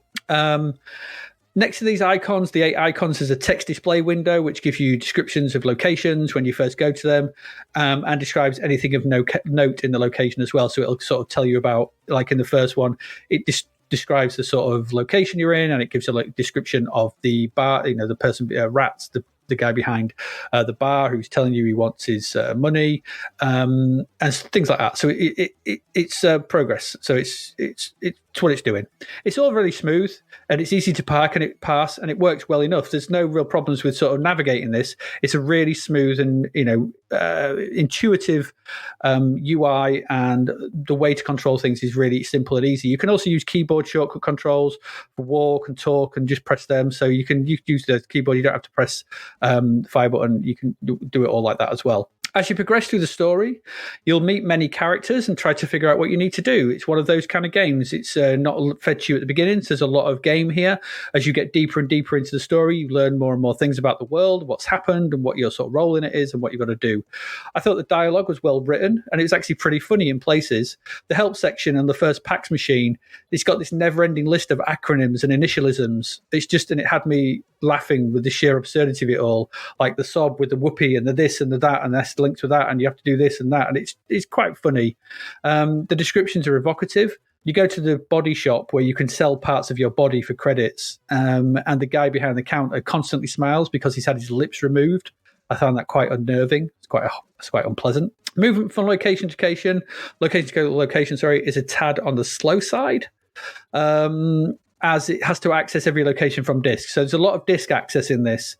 And this does lead to a bit of a sedentary pace. Your walking's not too fast, but it's not too bad. And you'll soon get used to it. This is not a game that's, you're going to complete in a 5, 10, 15, 20 minutes. This is something that you're going to have to puzzle your way through, work out how to talk to people, where to go, what points to do. It's a point and click adventure. And there's plenty of game here to go at. Now, the problem is, for myself, point and click adventures are not always my kind of thing. I've said this on the podcast before, but I did actually find this one to be fairly approachable. Maybe it was the subject matter, the sort of cyberpunk stylings of it, the kind of science fiction angle. I did kind of like this, and there's certainly, like I said, there's plenty of game here. If this is your bag, if this is your thing, this is something to really have a go at. It's not maybe it is as well known. I've never heard of it on the system. It came out on lots of different formats, so there's loads of different formats. This is on the 16-bit machines as well. But it's not one that I hear spoken about very much when we talk about sort of point and click adventures. It's all Monkey Island or Maniac Mansion or Zack McCracken or Loom or Indiana Jones, and it's all those kind of scum games, or even things like Simon the Sorcerer, Broken Sword ones. Those kind of games get mentioned a lot more, and I've not really ever seen this mentioned. It seems a bit of an oversight. I think I thought this was pretty good, and I thought this certainly is a good entry into the genre in 1989 for sure. The graphics on the upper window, they're well realised. I like the swagger in the animation of the main character, the way you walk about. He's got a bit of a sort of swagger to him, and he's got always wandering around with this happy grin as he wanders around the place. Or, even if he's getting thrown into court all the time for saying the wrong thing to massage parlour workers, which is what happened to me. Actually, I got thrown into court for just leaving the bar the first time. And if you get thrown into court, you're instantly fined as this massive face on the wall, and you have a sort of hollow lawyer or a sort of computer lawyer, and you get fined and whatever. Having not read the book, I can't speak to how well this translates the source material. I'm sure it takes some stuff, but I think this takes quite a different angle from what the book goes down. I'm not sure it follows the plot of the book. But as another example of the point and click genre on the C64, I think this certainly stands up there with the rest of them as far as I can see. It's got a dark sense of humour running through it. It looks good. And I think, like we said about Times of Law, I think this should have scored higher than its 84%. When things like Total Eclipse are getting much higher than this, it seems a bit hard done to, I thought, especially as the reviewers were really enthusiastic about it. This is, I think, like Maniac Mansion, this is a sizzler if you're into these sort of games, and even if you're not, like myself, there's something into this one. Maybe it's the disc only, I don't know, 15 quid. I don't know. I'm pretty sure Maniac Mansion was disc only. I don't know if it came out on tape. Maybe it did. I don't know. The thing is with this is I think this is quite a clever game. There's a lot going for it. I like the locale. I like the locations. The dialogue is really good. It's quite interesting. It's quite funny. And if you like this sort of thing and you want something cyberpunky on the C64, I'd go check this out. I thought it was pretty good. What about you? Yeah, I mean, it's a very lengthy and very complex game, this. It's very hard to summarize in a sort of an initial go at it from a long time ago. I didn't have enough time to really, in all fairness to Neuromancer, give it the justice that it deserves in context, because it's massive. But and it's a game also that gets better the deeper into it that you go. So the further into this game, the more it reveals itself, the more things that you get to do, the more people you talk to, the more information you gain. And this is principally a game about the information and about understanding that. There's some really interesting quirks about it. I like the fact that when you go in, you go into the Matrix, as they call it, or Cybernet. I like the fact that it's a world in a world in a world, and I really like that about it. The way it's done is very nice. It's the Bard's Tale people, isn't it? Who did this? Yeah. So I personally, this appeals. These kind of games do appeal to me, and this is kind of a grown-up version of your point and click type games, really. It's a little bit point and click, more adventure-y, more cerebral for a start. It reminded me of Beneath the Steel Sky, or should I say Beneath the Steel Sky reminded me of this. This heavily influenced on that. It's a game that I'd never really come across, or at least not for a long time. What you tended to find when you were heavily involved and broiled in scene-based games and discs is that these multi-disc games didn't always fare well because they never all fully worked. Yeah. Oftentimes you'd get them, you might get one disc of it, or you might get you might get the game, but it might not, one of the discs would be damaged and stuff, and you would never really know until you got fairly far into it. So I never actually played this as much as I'd played many other games. So this was quite a refreshing revisit. I found it quite surprising, actually, how quickly it got me involved in it. I found the characterization and the graphics are, for this kind of game, perfectly acceptable for what they are. I didn't find it too compromising in the way that it plays out, in the sense that I didn't find there was lots of obtuse pauses and breaks in the game logic and everything else. You've got to think about what you're doing in this game a bit. There's parts of the game later where one of the key, if you're going to replay this game, or if you're going to have a go at this game, I would strongly advise, whether it's on MAME or whatever you play it on, you must, regularly save your game multiple times, because you're going to need to go back to your save states or save games a lot, because there's certain parts of the game where you have to repeatedly do parts of the logic in order to get different full messages out of people and stuff like that. And you're not going to know that until you've been right through sort of various different parts of the game. And this game is massive in scope. I mean, I don't know how far I'm into it at the moment. I think I'm not even out of the sort of cheaper city part, which I don't think is even the first bit. So in my current playthrough, and this is a game I'm going back to. I found the controls quick and easy, the interface simple. They kept that, in a similar way to the Times of Law, that they kept it to a small range of icons that do stuff, and then window of text and a little bit where you control stuff. That seems to work quite well for these games. Yeah, it does.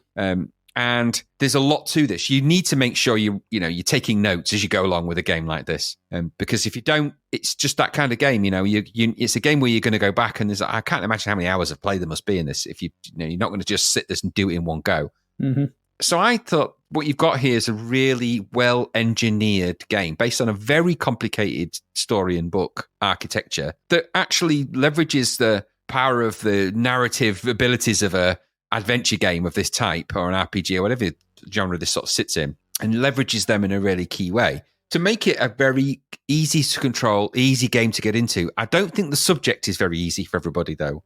I think this is, where you've got, if you want easy and fun and silly, you'd go for a Lucasfilm. If you want cerebral, a little bit more adult, treats you with a little bit more, mental respect, and it isn't just constantly feeding you the story over and over in little chunks to keep it going. You've got to figure some of this stuff out and make your own way in this. And there's multiple ways you can do this. The manual for this is full of little hints and tips all the way through it. Yeah. But more importantly, I think what you'll do from this is probably what desperately want to read the book. I don't doubt that you'll want to read this. At 1984, the book came out, I think. So it's very proto internet and all that stuff. And considering where we sit now in the sort of day and age we're sitting with data and everything, very prescient to read that book right now, I think, especially with AI and stuff like that, which is there's a whole key strand of that in this later down the line. So I thought Neuromancer presented a very compelling game experience, which for a humble 8-bit Commodore 64 machine starting to show that maybe it wasn't so great for the old arcade conversions, but for these storytelling RPG type games, this machine can deliver, and it can deliver well, and it's starting to sort of prove it in tests. So I thought Neuromancer presented a giant leap in terms of game architecture for the adult audience, for the audience of this type. We've come across games not like this in the way it's laid out, but approaching that audience type before. Even Alter Ego at its most basic is not what you call a game for kids and things like that. But this is approaching people and treating you with a bit of respect as a game player. There was that other one as well. It's a game. Portal, was it Portal? Yeah, that's right. The one with the sort of the book on the about the future. Yeah. So I think it's treating you with a little bit with deference and a little bit of respect. It's not dressing this up in simple characters and silly graphics, although obviously the graphics are there. It's wrapping the story in a very complex logic. And when you're going into some of the little systems in this, so when you're diving into the packs. So when you're in and out of the pack system to get the news and get things like that, and you're just diving in and out of systems and stuff like that, just once you start to do that, and you're going in there and you start to get more passwords and get and you can break into some of the other systems, and you start to go into the sort of the different cyberspace worlds, and you get that weird 3D sort of thing. It's a game that keeps giving and giving and giving, and I think there's a lot to take away from it. So I think if you're talking about value for money and game for your buck, well, it might be 15 quid, but between, if you were going to spend 30 quid on a couple of games and getting Neuromancer to feed your synapses and getting Microprose Soccer probably to feed your, arcade sentimentalities, you're not going to go far wrong with those two games, are you? I think this is a really clever, competent game with the right kind of vibe, controls and playability for its audience. It knows exactly who its audience is and makes a game exactly targeted like a laser for them. I liked everything about it. I can tell it's not a game for everybody because it's not a game for everybody. But what I played and what I am still playing, because I'm still playing it, not right now, but I'll go back to it, is a genuinely interesting game that I've kind of forgotten about completely, and I'm finding it very refreshing to go back to. So I would wholeheartedly recommend, if you're into that kind of game, take a revisit to it. It's very, very good. I think 84%, I don't know. I'm not sure what the criticisms were from Zap, whether they're justified or not. They really liked it. That's what I mean. So I don't quite get the score, but their scoring's gone out the window for me. They know it's Live and Let Die only got 14% less than this. Come on, be real, be real about it. Come on, don't be stupid about it. Let's not score these things in silly land.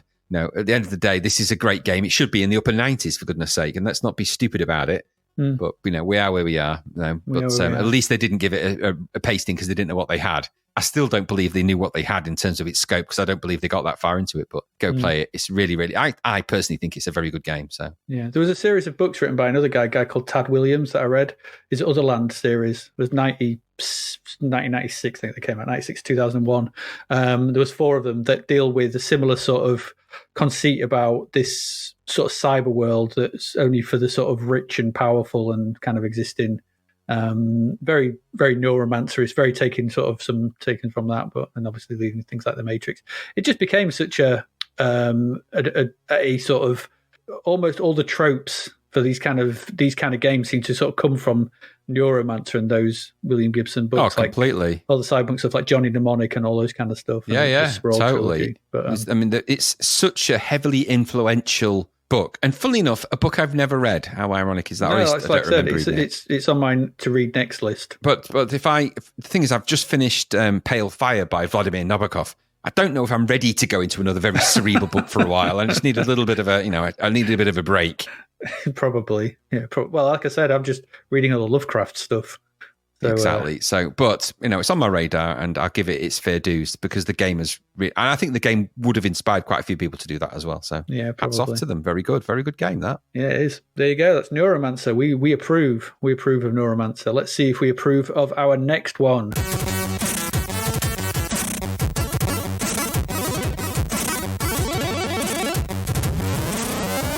Graham, that is over to you to tell us all about the world of Espionage. Oh dear. Well, this was $9.95, 41%. It's published by Grand Slam. Now, it was developed, at least for the C64, as far as I can tell, by something called Source or Source Software. And from what I can gather, they're the people that at some point had made Predator and Psycho Soldier. So weird.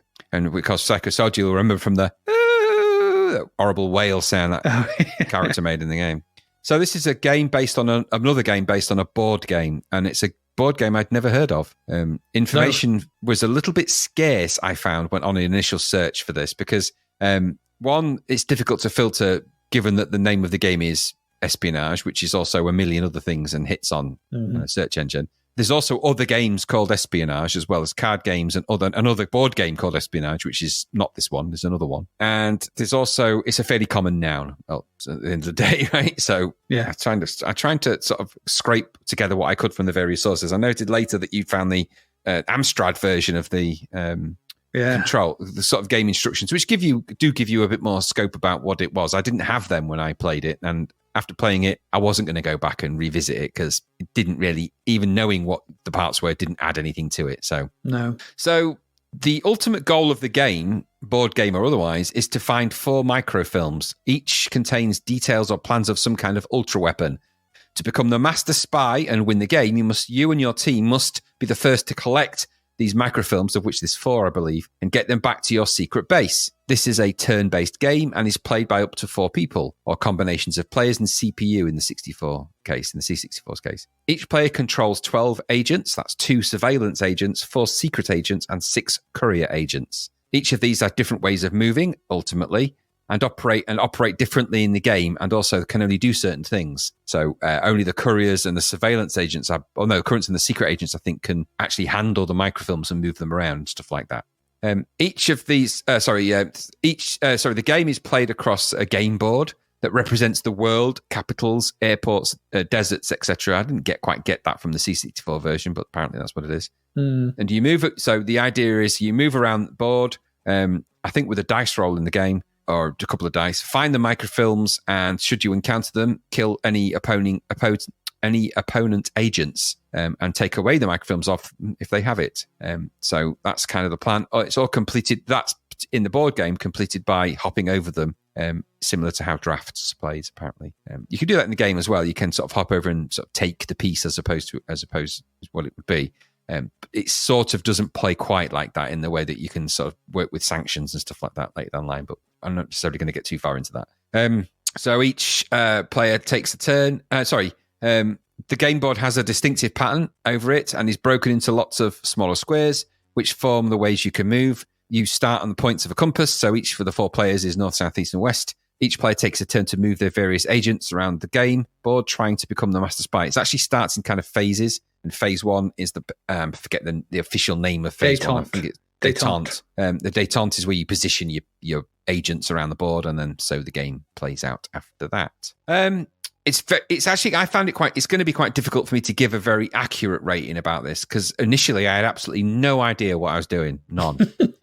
That said, there's no guidance in the game for the player, apart from a mini help option, which is of no help.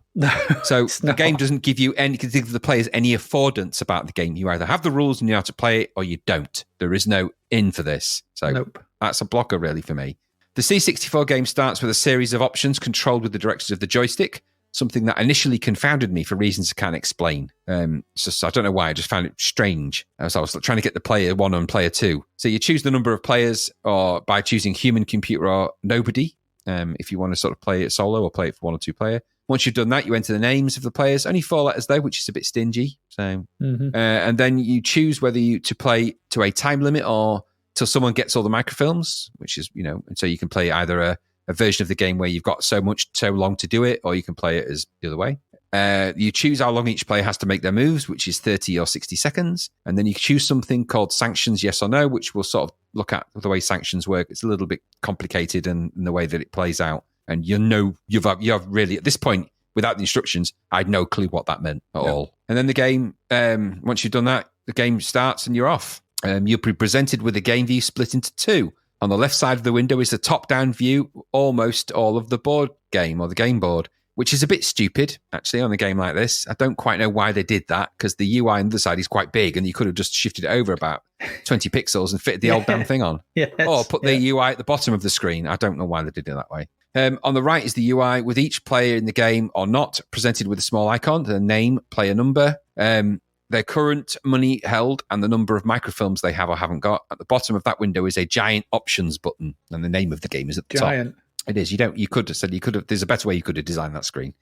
For the initial phase, the détente, it's once it's your turn, a large arrow will appear. It takes ages, this bit as well. It's needlessly long and painful. But a large arrow will appear over this tiny grid, and you control this with the joystick. At the top of the board, you'll see your 12 game piece icons. Tiny they are. Tiny, so tiny, but you can zoom. We'll come to that. To move a piece, you click on it, and the colour of the tiles across the board will change to represent where you can then place that piece. You then turn by turn set about positioning your 12 pieces over the board. As the board is microscopic, I had no idea if where I was placing them was advantageous in any way. No. So you just place them all over the place. And that does have a bearing on how the game plays out because of things like line of sight and stuff like that. So it's kind of key.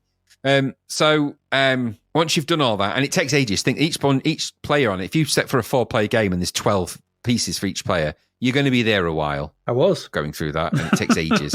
I was. Yeah. And by that, but you might be asleep. When it is your turn, as well as position your pieces, clicking the options button will reveal 8 icons. A board, which allows you to zoom into the game board a little. A clock allows you to pause the game. A question mark, which probably does something as you progress into the game. Did nothing for me at this point. A Q for quit. An H for help, though this is a very little help. A C, an arrow icon that also did nothing at this point. Some kind of multi-arrow icon that also did nothing at this point. And an option to turn the music off, which did actually turn the music off, which you'll want to do, because the music is really repetitive and annoying. Zooming in reveals your tiny icons do in fact have a shape. 2 of them are binoculars, 4 of them are guns, and 6 of them are cameras. So I imagine positioning the right pieces in the right places, probably important when you know exactly what they are. From the overhead view, no idea what they are. No idea, really. Anyway, once everyone has their pieces distributed, the game officially starts, and then the next phase, if you like, begins. Each player now takes a turn to move their pieces around with the different types, having different ways and amounts they can move on the board. Depending on the option you've chose at the start, you will either have 30 or 60 seconds to do your move.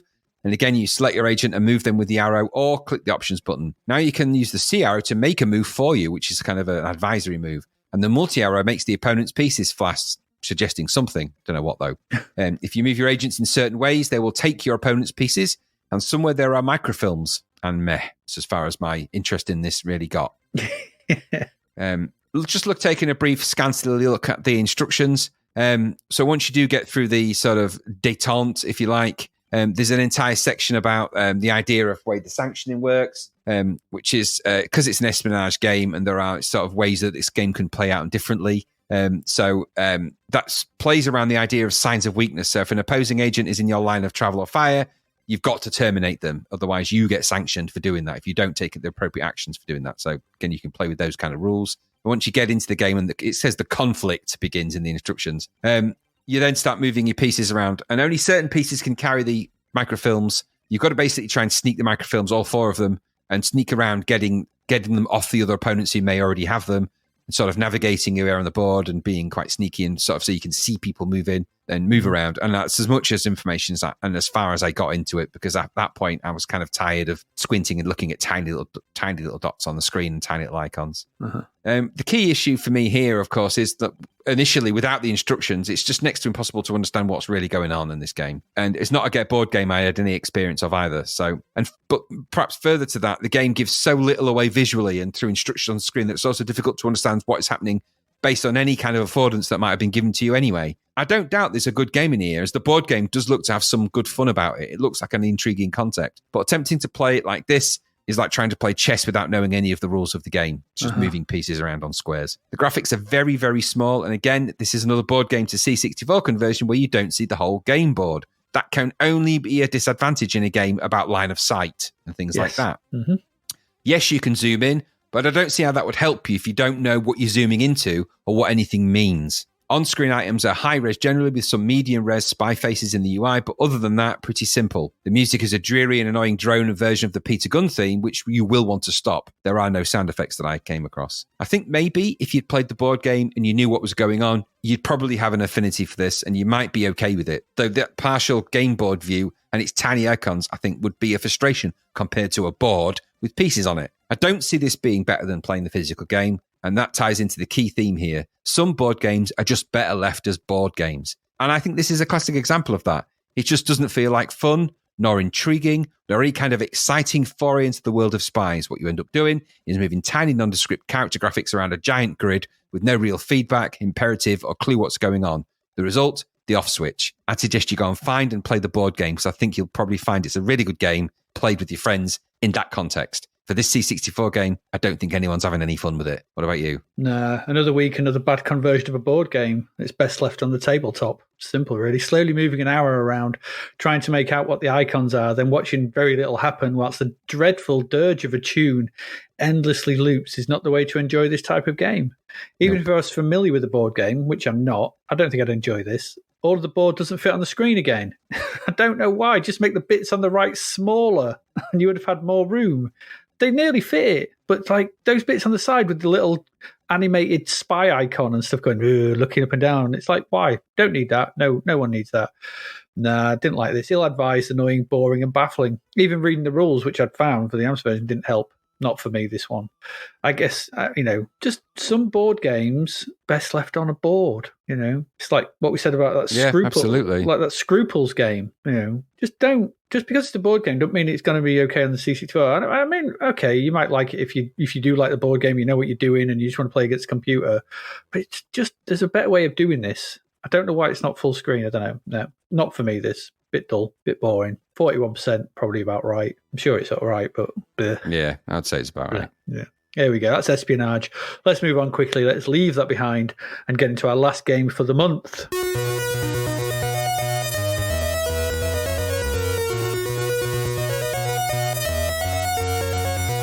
And that game is Rackham. Rackham, Graham. Rackham up.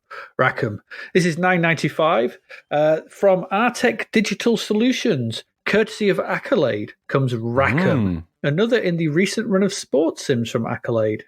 Like we saw in Neuromancer, there's a bit of pedigree behind this one.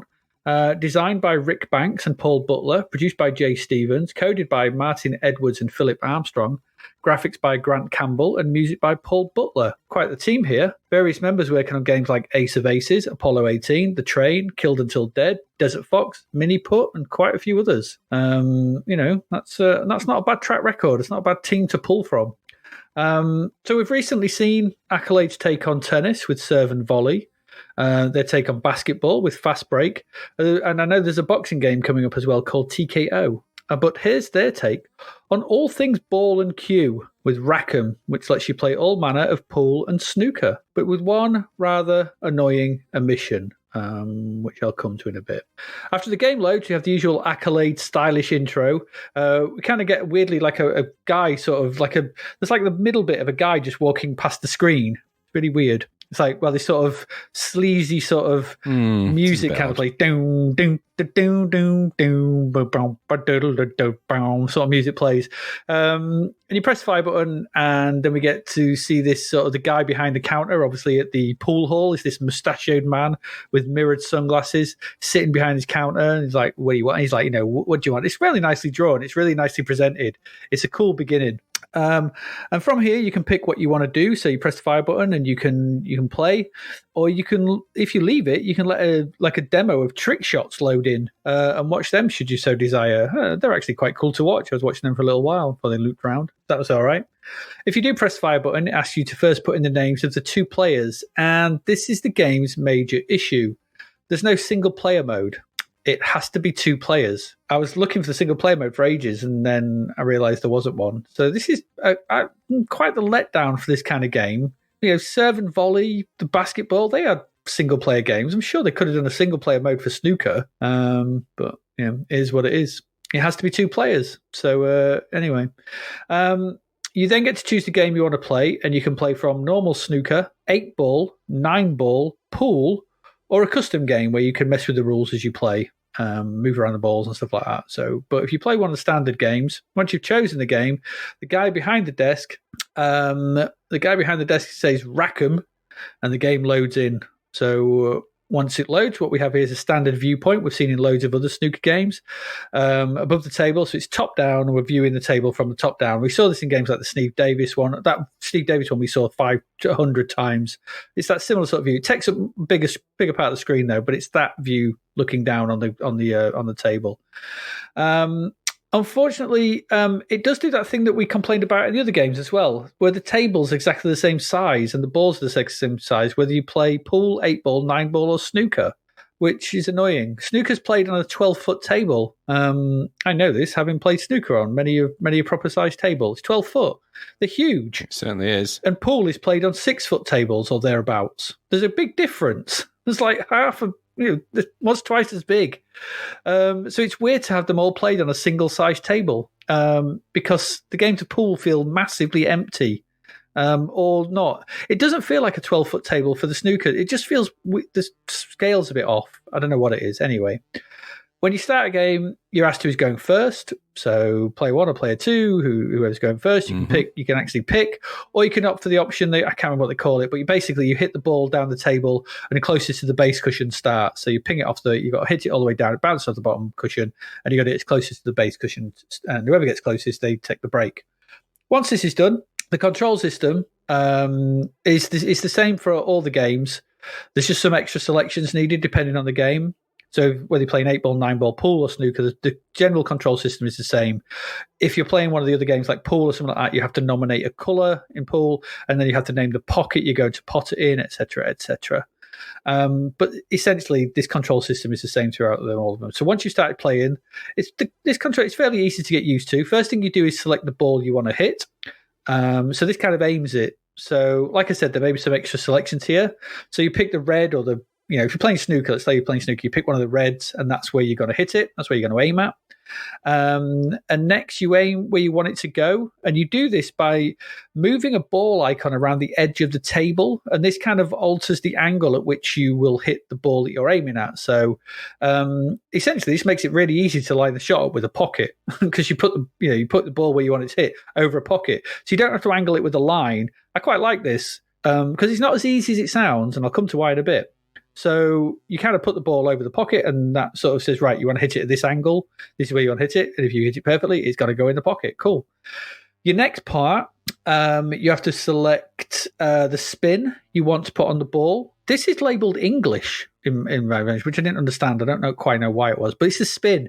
So you want to put it on the ball. And you do this, you got in the bottom left-hand corner beneath the table, you move a crosshair on the white ball. It's a white ball, and you move the crosshair on it. So, you want to do backspin, you put it down to the bottom, you want to roll forward, you put it to the top, left or right spin, or where you want to put it. So you put the crosshair where you want it to put it, depending on where you want the white ball to go after you've hit the target ball. And then you've got to select your power and accuracy. Now, power, this is done all together. So power is chosen by moving a bar. So you get a counter. It's like a sort of series of dots, a series of lines sort of thing from 0 to 10. Well, it goes 10 to 0, actually. And you've got a line that you move along this is to sort of just indicate how hard you want it. 10 is the strongest, 0 is barely moving it. If you just want to sort of, you get touching ball, you want to snook someone. And above this, there's a cue bouncing back and forth.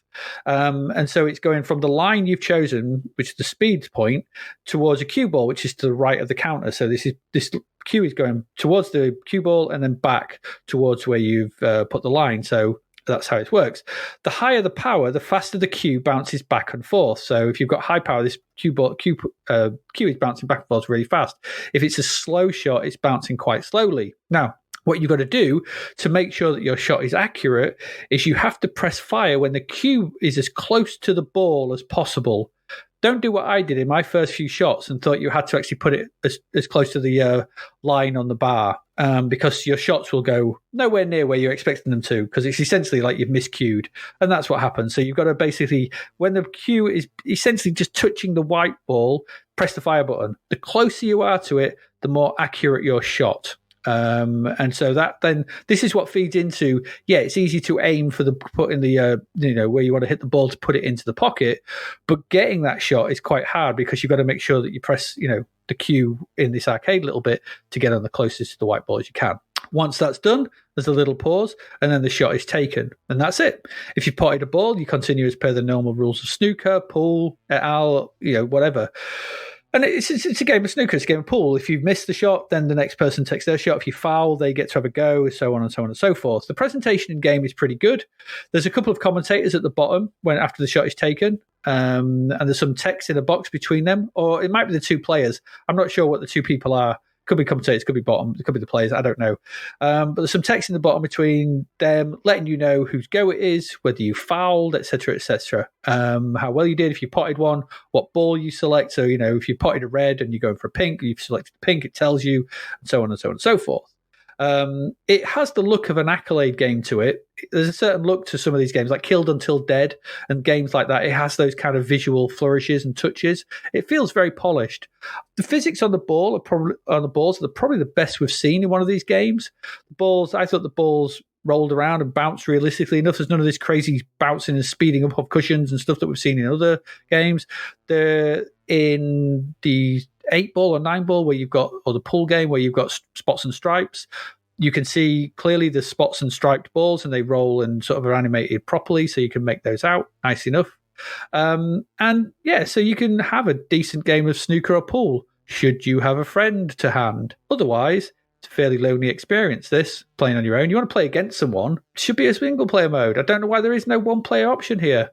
It turns what could have been a really solid snooker game, because it is. It's the best, probably the best one we've seen, I have to say, because we've seen enough, and they've all been pretty rubbish, in something you might only play when you had a friend around, I think, which is a bit of a shame. That's all the usual trappings are there for an Accolade game. So, overall, it's not quite snookered behind the pink here, but it's certainly Mr. Easy Red into the middle as far as I'm concerned. I think Whispering Ted Lowe would have been a little disappointed, I feel. What did you think? Yeah, I mean, it's a decent enough snooker game or multi-ball game. But, is that possible? Is this the dream of, have I woken up from some dream and here we are? What madness is this? An actual, snooker game that's not rubbish. Yeah. And I say snooker game, what do you call this? Multi-ball in pool, pocket game? Ball. Snooker pool, that kind of thing. Of course, it was Accolade that came to save the day with it, wasn't it? Up to now, what have you had? Crap physics, terrible sounds, awful and weird rotating controls, bad power indications, and no sense of what game we were playing. You may as well have been another world and a different physics. Yep. Snooker has had a bum deal on the C64. It has. So, in all fairness, they didn't have to try hard to make it better. Just don't do any of those things. Just, tighten the screws. So, Rackham, once I'd got it in NTSC mode, because of course, when it loaded in PAL mode, it went wild. It's a fair crack of the whip at this kind of thing. It's a little bit Americanized, I suppose, and that's not a detrimental way. I just mean that the style of the terminology and the lexicon of the game feels a little bit American. The idea of Rackham, we put our balls carefully in a triangle in the appropriate way. We don't rack them. What are you talking about? Yeah, there's care and precision taken. Exactly. This is a precision-based part of the process. It's slow and meaningful, and we put them on special dots, and we polish them and look after them and make them shiny. None of this to stick them in a rack them up and whack them, none of that. I thought the graphics were very good in this game, actually. It looked like snooker for once, and controls, well, when you got used to them, it was okay. I mean, the idea of selecting the ball you're aiming at, I suppose you do that, but that's not how snooker works, really. Yeah. It is and it isn't. Well, Yeah. what I mean is, it's like, because when you go to break, you've got to sort of pick where you're gonna. It's not like you can just arbitrarily place the ball. Yeah. It has to be. You have to select a ball to aim at, and I know that's how it works in reality, Yeah. but that isn't how snooker works in reality. You don't have to nominate one. You mean? Yeah. Well, it's not just nomination. It's more of a game about getting the right angle, and I know that's sort of how this works, but it's not how snooker works when you play it. You don't aim, look at the ball. Well, I don't know. Maybe you do. I don't know. I found it's an odd choice. I know what you mean. Well, I think it's like it's how a pool player would play snooker, yes, and how a pool player would perceive snooker, but that isn't how a snooker player would play snooker. So, which is okay because you can still play snooker. And the balls, they don't ping and crack and make and sound like they're going to, they're not ping pong balls in space. These do actually seem to have a little bit of, gravity about them and weight. Some weighty balls at last. Exactly. The way you control the cue is passable. It's not terrible. The power, at least you've got a power indication and it sort of does what it aims to do. And all those things are good. I quite liked the presentation, even if it did feel like that Americanized sort of version of this in terms of terminology and in the kind of the way it presents. When you think of a snooker hall, and the World Snooker Championships, it's quiet. People cough quietly into their hands. They don't, there's no bellowing out. No one's shouting Ted Lowe anything. Would be unhappy. Exactly. And, they're both sat on what is essentially armchairs, looking at a giant table, just sort of, could be waiting there a while. It's all very quiet and, until, people like Hurricane Higgins and stuff, were sipping as we saw in Jack Daniels and Coke and stuff. That professional snooker simulators we saw, they could be watched over by Michael Myers and Freddy Krueger and have an entire buffet on the side as they're eating away. Exactly. So, this is a quiet, refined game for the gentleman in the parlour who are sipping on cognac and brandy and talking about expensive, business propositions.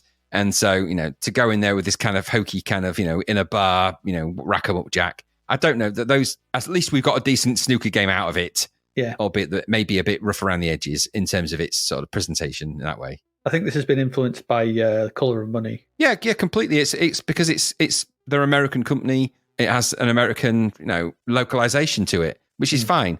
It's just, if you're expecting cigars and refined experience and really, Jack, are you sure that you should be doing that? And you snookered me, damn you, instead of this sort of, whack, jack, whack, smack, back, plack, it's not quite like that. But it is a good game of pool, and it's very like the more modern versions that you see on mobile devices now as well. It's much more like that. And it's no bad thing. So I thought, at least finally, I was able to play a decent game of pool and snooker. Controls and weirdness and little nuances aside, that's not a bad thing, because snooker should be a game you should be able to play on the C64 quite well. Up until now, we've had nothing that's made me want to play snooker, but this, I'd give it a go. The stupid oversight, as you quite rightly pointed out, is the lack of one-player option, which is, I think, what is commonly known as gaming suicide. Yeah. So, if there was a reason to dislike this game outside of all those other things, you've just done the one thing that would have given this game some appeal by making it two-player only. And I guess, one player can play both players, I suppose, if they're really into it, but it's beating yourself.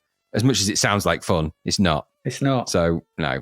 I think that was such a silly thing to do. But, okay, it's there. It's not a bad game. I think 74% might be a bit high for what it is, but there is quite a lot of game to it. So, okay, I'll go with that. And it's the best snooker game we've seen so far, so I suppose in and of itself. Yes, on the back of the best rugby game we've ever seen so far, and I've got the best snooker game. At least this one is there are other games of this type, although we have at least 4 or 5 more rugby games to come. So yeah, we do. But no, rack 'em, okay. I'm not going to rack them, though. I'll carefully place them in the triangle, thank you. Yeah, absolutely. But other than that, it's good. Just doesn't have the same ring to it, does it? No. Careful triangle manipulation. No, it doesn't. There you go. That's Rackham. It's okay. Just no single-player game. What were they thinking?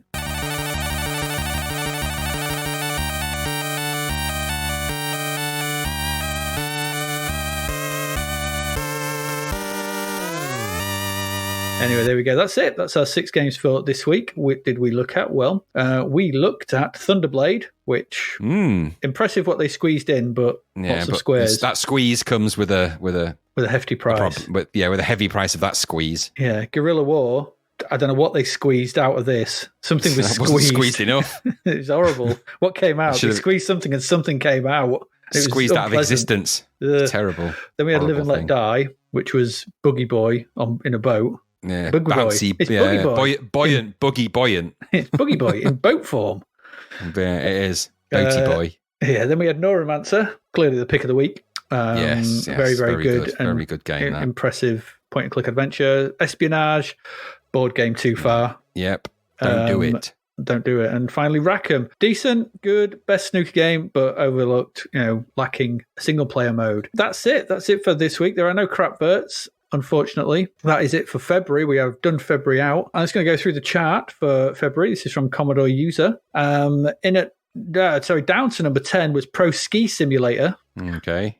Down to number 9 was Emily Hughes' International Soccer. Oh, dear. New entry at number 8 is Thunderblade. Probably not as high as they would have. Not as high as they would have hoped for, I reckon. No, I don't think it is. Especially when at number 7, down to number 7 is International Rugby Simulator. Oh, dear. New entry at number 6 is Giants. No idea what that is. What's that? US Gold? No idea. Is it a compilation? Sounds like a compilation. Yeah, it could be. Up to number 5 is Micropro Soccer. Okay. Up to number 4 is Afterburner. Down to number 3 is Operation Wolf. Down to number no. Down to number 2 is Double Dragon. Thank God it's down. But it's down for number 1, isn't it? And in at number 1, new entry at number 1 is RoboCop. We haven't got to that yet, have we? We haven't got to that. We haven't got to Operation Wolf. Sorry, we have got to. We haven't got to Afterburner. No. We've played Double all the Dragon being a number 2. Well, that's that's true. That is true. The rest of the chart at number 11 is Last Ninja 2. At number 12 is Joe Blade 2. They sound very similar, but they're very different. Just a bit. New entry at number 13 is Batman. That'll go up. Probably. Down to number 14 is Bomb Jack. That's the budget re-release. Down to 15 is Ace 2. Okay. A new entry, obviously, on budget release is Leaderboard, 16. Bargain budget, that. Down to 17 is End Zone. American football game, by chance? Probably. It's from Alternative, so probably. Budget re-release for Commando at number 18. Down to number 18. Down to number 19 is Armalite. Okay. And finally, still hanging in there is Football Manager 2 at number 20. Me. Game never goes away. Aye. There's a lot of games next month. There is. There's I think we've got about 36 to get through. Crikey, Bob. So it's a 4-parter, definitely. March is the last of the big months. I think April's 3 and then everything's 2 after that. But this is the last. This is clearly the Christmas deluge. Yes. So games we will be looking at. We've got Afterburner. Okay. Batman. Okay. Better Dead Than Alien. Mm-hmm. Camelot Warriors is a re-release. That everybody looks at that one, haven't we? That's the one with the mighty jump, mighty leap. It was, yeah. Circus Games. Okay. I'm not looking forward to that. Dragon Ninja. Oh, God. Ghost Hunters. I think that's a re-release, isn't it? Is that old one? I think so. Yeah, I think so. I think so. Trying to remember what's old and what's not these days. Golf Master. I think that's new. But budget by the looks of it. Gribbly Special Day Out. We won't be looking at Jet Bike Simulator. Oh gosh, guess who that's from? Did we ever look at Jockey Wilson's Darts Challenge? I don't ring a bell. No, we didn't. We're not looked at that. Jordan versus Bird. I want that to be a basketball player versus a giant bird, like an ostrich. Just big bird. Yeah, it's like a wrestling match between a basketball player and an ostrich. It won't be, but that's you can't have your dreams, can you? Or it's the country versus versus a bird. Versus one bird. Yeah, it's the big, tough bird. Lead Storm. Interesting. That's Good Tim soundtrack. Follin piece of music, isn't it? It is indeed. I don't. Legend of Black Silver. I don't know if that sounds adventure-y. Adventure-y. Master Blaster. I think we'll look at that one yet. Menace. Okay, that's the shooter. Shoot 'em up. Side-scrolling shoot 'em up. Operation Hormuz. Okay. Strategy is, but there's no strategy section at the moment, so we're looking at Pasteman Pat. Oh, Lord. Peter Packrat. Okay. Sound good. Power Play Hockey. Okay. RoboCop. Very good. Rocket Ranger. It's not. No. Rocket Ranger. That is. Okay. Cinemaware are back. Yeah. Rock and Bolt we've already looked at. R-Type. We haven't looked at R-Type, have we? No. We've looked at everything but R-Type. Yeah, we have. Yeah. So I'm trying to remember if we've looked. We haven't. SDI. Okay. Soldier of Light. Spaceball.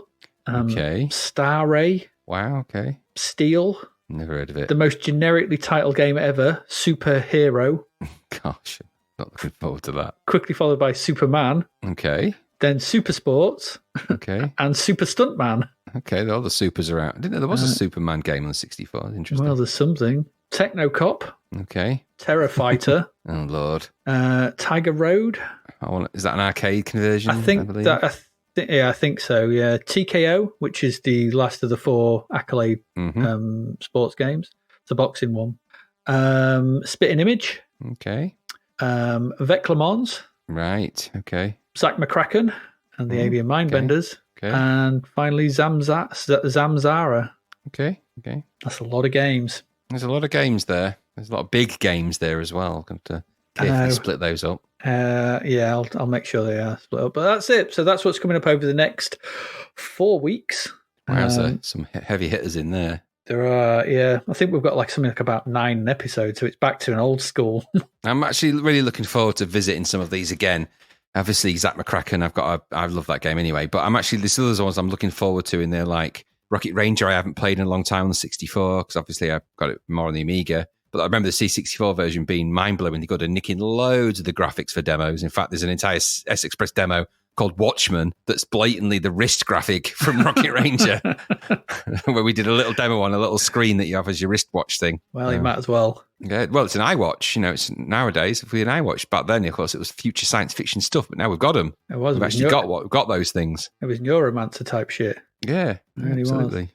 Right, there you go. So that's February done. There's been a couple of good games that we didn't see coming.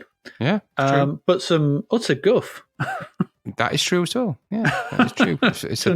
It's been a horrific arcade conversions that have genuinely left a bad taste in my mouth. Yeah, very much so. There's been some weird stuff in there. It's been a weird month. For every Total Eclipse, we've got an exploding fist. Yeah. We've got for everybody Double Dragon, we've got a Micro Soccer.